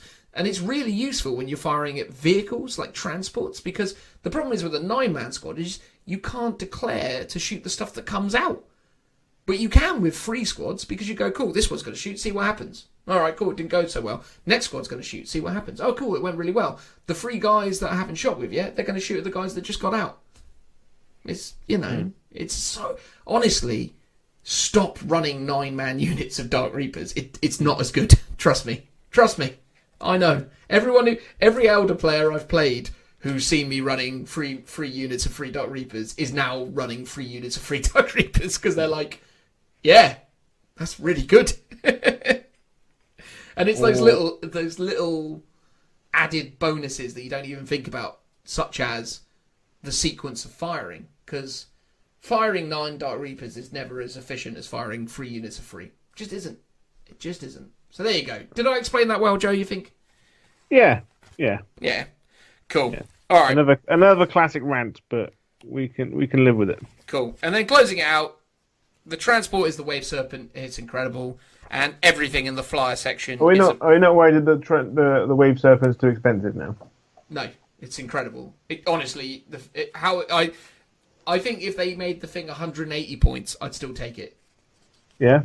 It's so good, mate. It's so good. It's just the fact that you can put. Here's the thing, right? You could put all 3 units of your Dark Reapers in them and 3 characters, and it's so good, mate. It's just, and it's so durable and so irritating, and it's got 13 wounds, which is the most annoying amount of wounds, because even if you roll a double 6, it's still got 1 left. Yeah. It can ignore damage on 6s for a 10-point upgrade. It's -1 to damage. So even if you rolled a double 6, you'd only actually have done 10 damage. It's like the most irritating thing to kill in the game. Honestly, I think the order of difficult things to kill goes Mortarion, Wave Serpent, then down Leviathan from there. Dreadnought. Nowadays less so, but yeah, probably Leviathan Dreadnought. But yeah, look, they're amazing. All the flyers are amazing. You've heard me say it so many times. And then lastly, let's talk about Wraith Knights. Wraith Knights are good. Wraith Knights have a place. In honesty, to make the Wraith Knights really strong, run them as Ynnari, because there's some really wibbly options within Ynnari that make them really interesting. But if you're looking at it just as a Craftworld option, honestly, Sun Cannon, Shimmer Shield, 2-star cannons, and take it as Iandan, and they are phenomenal, because as Iandan, they're always going to be on their top profile until they're dropped to 6 wounds. They are going to be on their top profile, which is crazy when you consider they got 24 wounds. There's a relic that you can give a Psyker, which doubles their amount of attacks. If you take them as in a Wraith host... Is that one use only, though, isn't it? It's one use only, yeah, but you can take them in a Wraith host, which means they get +1 attacks on the charge. So this thing, when it charges, gets 5 attacks. Then you use its Stompy Feet, which means that it then becomes 15 attacks. Then you double its attacks. It means you can do 30 stomp attacks with this thing. Jesus.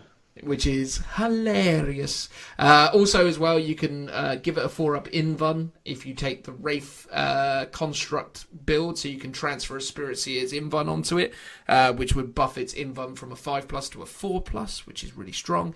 Toughness 8 is super annoying to get rid of, as most people will know. It moves really far, and yeah, the Sun Cannon is such a good Primaris killer, it's crazy. I mean, again, I'll roll the dice just quickly. 2d6.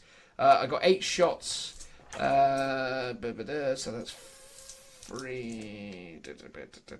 Right, fine. So that would be 6 to wound rolls. So that's and then okay. So that was 5 wounds went through, and the gun is -3. So 1 more. So fine. 4 dead Primaris Marines, which was a pretty poo roll. But still, 4 dead Primaris Marines. And that's before you've even shot star cannons at them. I mean, come on. It's not bad, is it? It's not awful. Certainly not awful. And then you charge into them and go, how do you like feet? Yum, yum, yum. Do they have like a double shooting stratagem or anything? No, Wraith Knights have really, really not done well in stratagem form. They definitely needed to... give Wraith Knights a few more. Well, it's a weird one when you think like how much support an Imperial Knight. Well, Imperial Knights got support because they're an entire codex, whereas the Wraith Knight is a component of the Craftworld Codex, and I think. But they are comparably the same. Their stat line is identical. Yeah, but the complexities of it was that I think there was a multitude of things that they were considering at this point. Number 1, 7th edition Wraith Knight was king. So they were trying to address that balance. Number 2, they focused on a broader range of abilities. I mean, you can use an ability to regen wounds on it, so you can regenerate D3 wounds on it, which is good. There is also some Wraith construct abilities, but nothing specifically that makes it especially amazing, right? Does Ghost Walk work on it? Ghost Walk will not work on it, I don't believe. Oh no, Ghost Walk. What you mean so as it will charge? Yeah. I don't know off the top of my head. I can't remember if it's restricted to jet bikes and infantry. But yeah, so you've got the Iandan stratagem, which is use the stratagem at the start of the turn. When you do so, pick an Iandan Spirit Seer for your army until the next turn. The range of that model's spirit mark ability is increased from 6 to 12, so obviously you can use that to reroll failed hit rolls instead of just rerolling ones. So, so Iandan Wraith constructs within. So for 1 CP, Iandan Wraith constructs within 12 inches of an Iandan Spirit Seer get to reroll all misses, not just ones. So that's actually pretty important. Ghost Walk works on it. Oh, does it? Oh, okay, cool, brilliant. And you could cast Fateful Divergence on it. Which is a warp charge of 4. Sticks 1 friendly Craftworld unit within 6 until the start of your next psychic phase. You can re-roll a single hit, wound roll, or save roll for that unit. which makes it a little bit better. And then you can cast Quicken on it, I guess. Yep.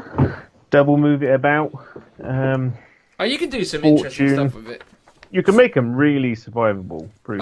Fortune to give it 5 up. Feel no pain is massive.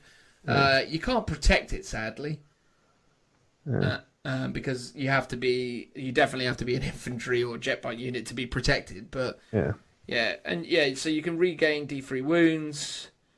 Yeah, I mean, look, you got options, right? I mean, it's not dead in the water. And I think the thing is in the current world, I don't think people are very well prepared for them. I think people don't expect them. People expect knights for sure, but the thing is with knights is there's a whole construct around knights, i.e. the way the army runs. Is like most people who have knights don't really have the kind of long range firepower that the Elder army brings to bear. So most of the time with the knights are doing all your damage, whereas to be honest with you, with Wraith Knight, the Wraith Knight's just there to be a distraction. Yeah, I think it actually does well at the moment. So we're in this weird meta, as it were, for Space Marines aren't amazing anymore. So you can go to an event and you're like, I don't know how many Space Marine players to expect. So a few months ago, people were building to fight them, and now people are like, I don't know what to build for because everything's kind of good now. Yeah. So we're like, how do I deal with everything? Yeah. I think the truth of it is that I think when we re-emerge into the competitive scene, when that gets back going, hopefully in a few months' time, I think we're going to be looking at, depending on what the release schedule is still to this point, because obviously we've still got some Chaos releases, we've still got the Imperial Knight updates to come through. So we got Death Guard. What's the next round? It's Death Guard. Well, the next one is Engine Kill or whatever it's called. Yes. Is Renegade Knights, Chaos Demons, Admech, and Imperial Knights. Yes. So we've still got those elements to come into play, and then obviously there's still potentially Necrons and some other stuff that needs to get some attention. But I think realistically, you'll definitely see a lot more Orcs, because Orcs were already making really good rounds. I think you'll definitely see more Space Wolves. Well, the last event we went to had 4 or 5 Orc players at it. Oh yeah, and it was like a 20-man event, and there's 4 or 5 Orc players, and the Orc book hadn't even come out yet. Oh, honestly, I was so happy as well, because I had to play 2 Orc armies, and it's such a slog getting through those, because my army isn't actually very well suited for killing Orcs, and yet I still managed to pull off 2 wins against them, and that was against a guy who completely crushed you in the open. It didn't. He absolutely annihilated me. But your army was just so unfortunately poorly suited to it, because you had to wade through a horde of immovable bodies, and you were just getting blatted with those shock attack guns. Well, the thing about Orcs is I killed like 160 out of 120 boys. Yeah. Because you can't lock them down. You can't wrap and trap them, because you go, okay, green tide this unit, and I'll just jump that one. Yeah. And then I'll shoot you with all of my guns. See, I got really lucky against him, because I actually managed to kill every unit. I killed 1 unit of Orc boys a turn.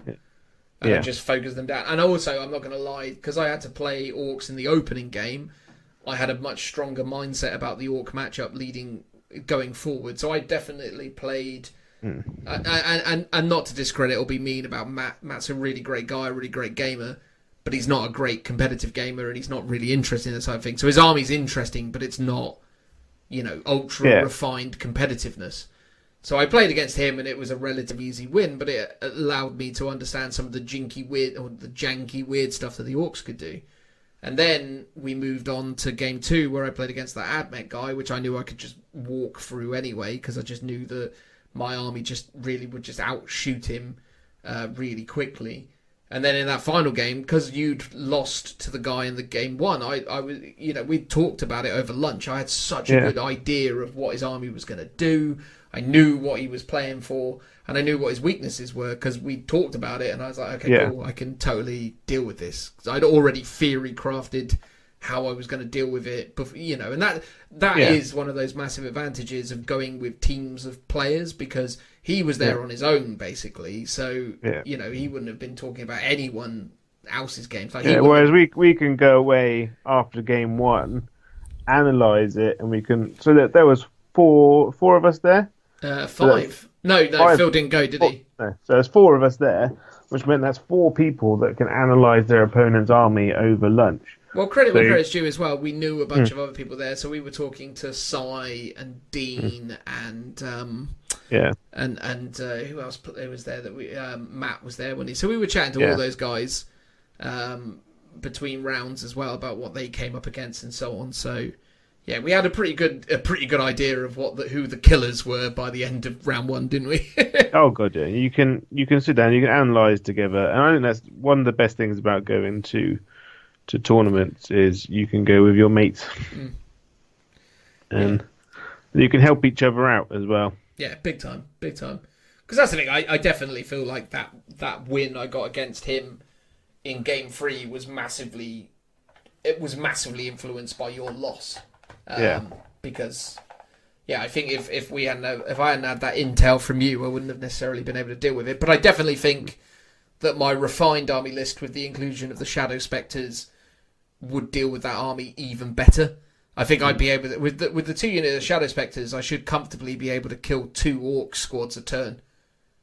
Oh, easy. So that's the added X factor that I'm going to be bringing to the table in future games for sure. But we'll see how it goes. But look, I think we should probably wrap it up because we're getting to about the hour and a half mark. I just wanted to talk through stuff that maybe people don't talk about that much from Craftworlds. Elder, obviously the planes are great, the Wave Serpents are great, the Reapers are great, the Farseers are great. Everything in this list is flipping amazing. And they got a real extra boost of Psychic Awakening.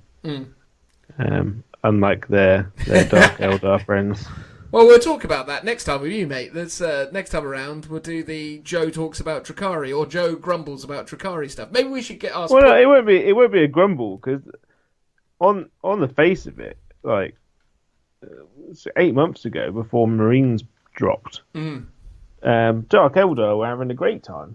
Maybe what we should do though, Joe, maybe as a weird experiment, because I know Paulie's been talking about it. Hear me out. Why don't I host? Lookout Sir hosts the first ever Drakari podcast segment. Yeah. As like a teaser. We could do him that favour. We could have you, George, and Paulie. Yeah, and Dom. If you I don't know, Dom. I don't. He's got to get to know me before I let him in here. George and Paulie are cool, but I don't know this Dom. Who is he? Yeah.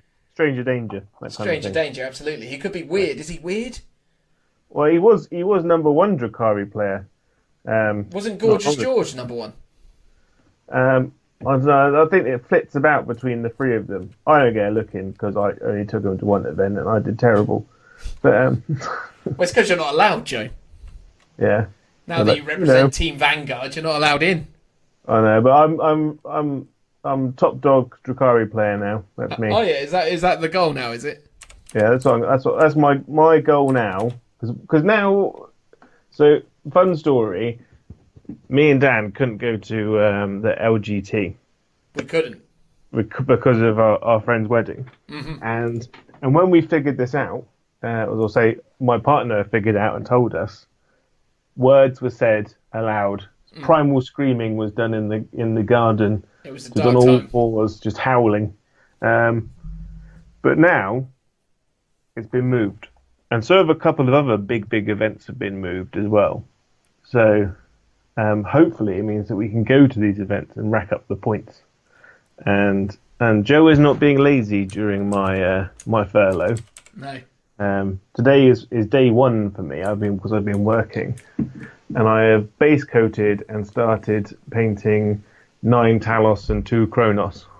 So it's going to be an industrious time for me. There you go. So, to put it in context, though, Paulie is 49th currently. Yeah. What's Dom's surname? Dom. Is it Medlow? Maidlow? Yeah, rings a bell. He's 47th. And Gorgeous George, and well, it depends which George he is. I can't remember what his surname is. Hang on, I'll tell you. George is now. 45th, I think. Hang on. Not that it matters, because obviously no one's posted a full complement of games yet. Yeah, but... Don made it, and then George McClough. Yeah, he's 45th. But what about in the UK? Oh, you just want UK specific rankings? Yeah, well, that's where we are. Well, fair enough. So Dom's in the top 6 in the UK. Yeah. As in, he is 6th. Okay. And then, crikey, it's George and Paul aren't even in the top 20. No? I think there's some... Oh, no, Paul is 7th. Where's George gone? Has George registered himself as like an international player? I don't know. Well, irritatingly for me, in the UK, I'm the number 2 as a Aeldari player. Oh. And then, because Gaz Jones is... but he's had all 4 of his games. So it's plausible that I could slingshot him. But obviously I need to play in a tournament sometime soon, which isn't going to happen for the foreseeable. Well, I think there's going to be a lot of tournaments all crushed into one very small time period. Exactly. Well, I mean, by that time our wives and significant others will have been sick of the sight of us, wouldn't they? So I imagine if I end this period of time still in a relationship, it'll be a miracle because I'm a nightmare to live with. So you can come live with me, Joe, if it all goes wrong. I shall generate a reward for my partner. We can, you and I can be like Lawrence and what's his face Bone. on tabletops. Yeah.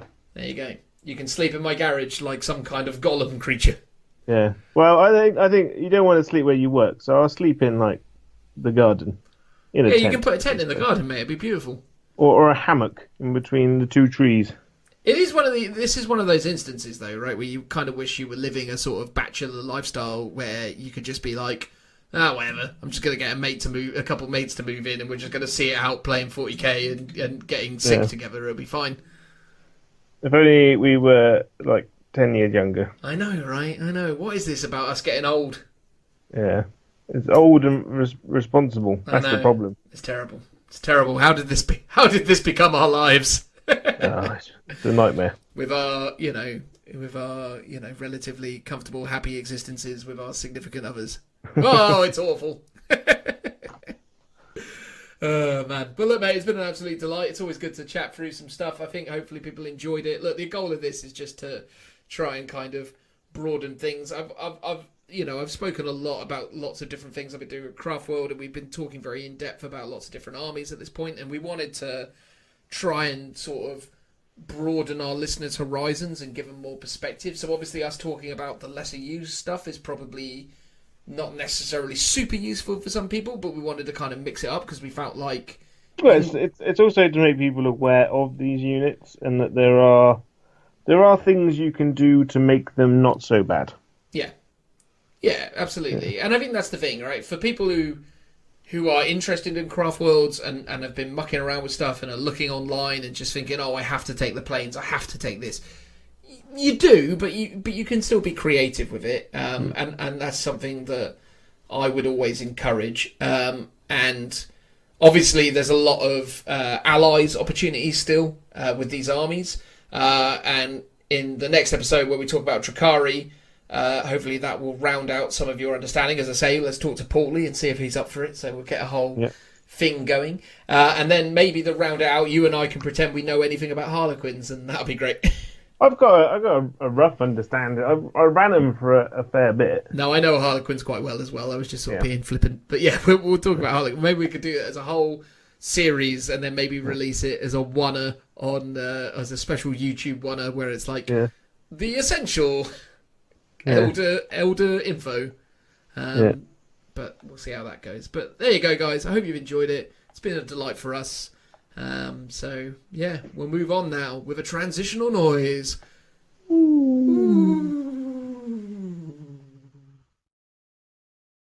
And that's it, everybody. The end of episode 44. Supposedly a shorter episode of the Lookout Sir 40k podcast. Although I believe we've still clocked in at something resembling 4 hours. So Yeah, it's clearly we have a problem, or I have a problem when it comes to rambling. Yes. 100%. I mean, I did offer Joe the opportunity to host various segments of this episode, but he confessed that he doesn't feel very confident taking the reins. I mean, Joe, do you want to try?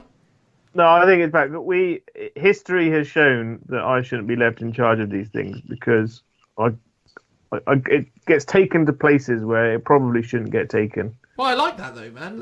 Why don't you give it a try? Come on, No, you've got Phil here. Why don't you introduce Phil still here and do a whole kind of outro bit? Okay. Go on, get in the zone. All right then. All right. So that's the end of the show. Phil's still here. He's still going. It's near his bedtime. He's got his nightgown on and that weird long pointy hat that kind of hangs down to one side with a little ball on it. He's just waiting for the nurse to come and get him. Dan's still here, our glorious leader. Don't give me that title. I'm not a leader, am I? All right then. Dan, the slave driver, is still here. I like that Phil was chosen not to acknowledge or even deal with the old man jokes that you keep throwing his way. Well, I didn't really have much chance to reply, so I thought I'd just let him carry on. Whereas you just interrupt, so it's... That's how it. I gave you an ample opportunity to also interrupt, Phil. You could have got in there, mate. You could defend your honour. You don't wear a nightgown and a nightcap, do you? Well, no, of course not. I sleep naked. That's how Joe was going to get your skin. Exactly. That's why he's so warm when we share those rooms together. Is he? Flipping heck. There you go. Yeah. Well, fair enough. But anyway, sorry, Joe, you were saying. Yeah, it's been glorious. Thank you for listening. Please like and subscribe. Follow us on the Facebooks. Is that the only bit you're going to do for the outro? The shilling. I was going to go through and I was going to talk about how you've got your Instagram, I've got mine, Phil's got his one. So shilling, yeah. Yeah, shilling. We watched any good films recently? I watched Zombieland Double Tap the other day. I haven't watched it yet. Is it good? It's all right. Yeah, it's all right. It was £4.50 on Amazon Prime to rent it, and I thought it was a perfectly acceptable film. Who pays for films now? I don't understand. I thought the whole point was to have someone else pay for the streaming service, and then you just watch whatever's on there. Oh no, that was but I mean that was specifically a rental. Although I pay for all my own subscription services. Madness. I know it's a loopy world, isn't it? Yeah, I don't get it, if I'm totally honest. But yeah, it's crazy. How many do you pay for? None of your subscription services? Well, no, I pay for one. I pay for Now TV. And then someone else pays for Netflix, and someone else pays for Disney Plus. Is the person who's paying for Netflix aware of the fact they're paying for your Netflix? Yes, it's like a little sharing circle. Okay. You see, shares the burden because they're well expensive. Not really. What's Netflix? A tenner? Well, yeah, it's like £10 for that, and then Now TV's like a tenner, and then Disney's like a tenner. Oh, you're on Disney now as well. You got the old Disney Plus, do you?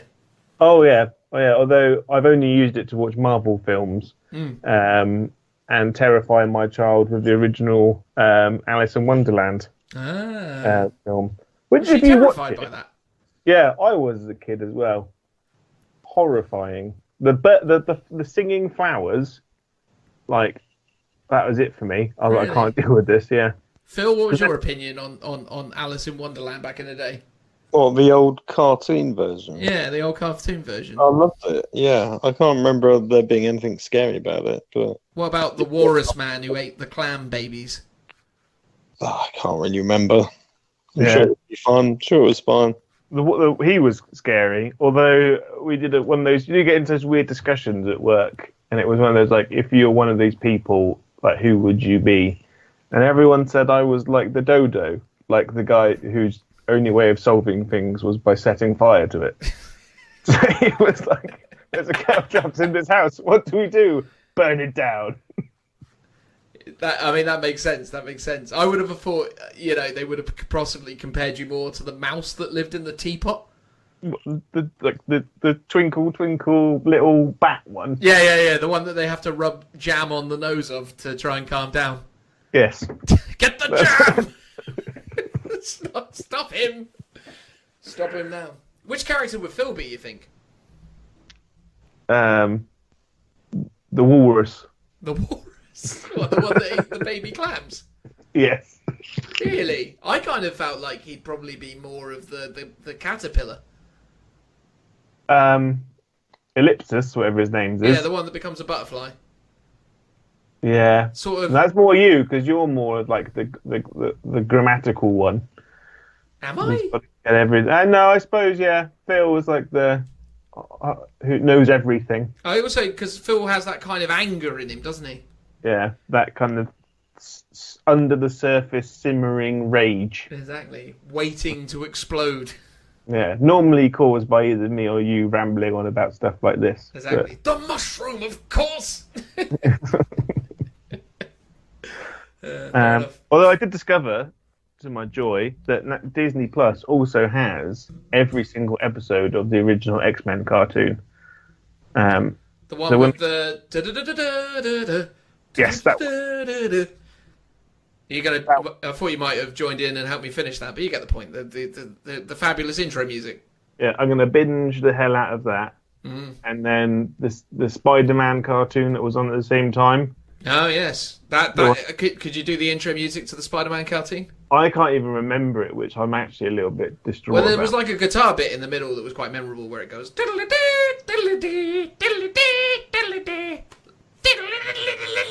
It gets a bit sort of frantic by the middle of it, but yeah. And then there's like the words going Spider-Man, something like that over and over again. It's a fabulous song, very 90s. Yeah, that's gonna be our intro for the next episode. Get on that. Get on it now. Is that what you want? You want me to do like a classic rendition of the Spider-Man music? Yes. Phil, you seem noticeably absent from this part of the conversation. You're not a fan of the X-Man cartoon? No, I am, but it's got nothing to do with 40k, so I don't want to... But that's because it's in the outro, mate. It's in the outro. There's no rules here. Yeah, this is just a free-for-all. Exactly. Yeah. This is bonus content, essentially. Yeah. There's people out there who like this stuff the most, literally. It's like... I don't believe that. I don't believe that 1 minute. And mate, Also, you can now go and watch every single episode of DuckTales, and then you can catch up with me and Dan then. I do love DuckTales, and I do love the theme tune for DuckTales. There you go. Maybe we should get together and sing that together. Yeah. Well, like he's very much, like, in personality, he's very much the Scrooge McDuck. Who's that, Phil? Yeah. That's fair. Not that he goes and jumps into a giant, like, room full of money. No. But just generally quite. I don't know. I sort of feel like Phil's more like Launchpad. No, I want to be Launchpad. You want to be Launchpad? Yeah, but you're going to be. I don't know. Who would you be in the DuckTales crew? You'd probably be like I don't know. I'm trying to remember like a obscure character. You'd be like the genie from the movie. I don't know. The genie. Yeah. Scrubblooey, or where it was that he says. I can't remember now. Is the movie on there? I think so, yeah. Oh my god, I need to get this Disney Plus in my life. Or rather, I need to steal yours, clearly. Yeah. Also, it's WrestleMania this weekend. Is that still going on? Yeah, they like pre-recorded it. WrestleMania, mate. So is it like in an empty building? Yeah, they've been doing all the recent shows in like an empty performance center, it's called. It's very weird. But that's like, because part of WWE is the crowd. Yeah, the big people, part. Yeah, like it's them reacting. Yeah. That's part of their acting skill. Yeah. Is all about the ad lib. So they're literally doing all the acting, but Yeah. there's no one there to respond to it. It's very bizarre. Because even I've seen stuff online, and it comes across as a bit weird. Very almost weird. like a parody. Yeah, it's like them doing like a training session or something. It's very odd, but they're going to be putting on WrestleMania in those conditions. Which, is it not like? Is it not like when they take the laugh track out of Friends? It's weirder than... Well, maybe, yeah. Maybe on the same level. Because, like, it's weird because literally, even in, like... Because the thing is, even when they do, like, promos in the back before, like...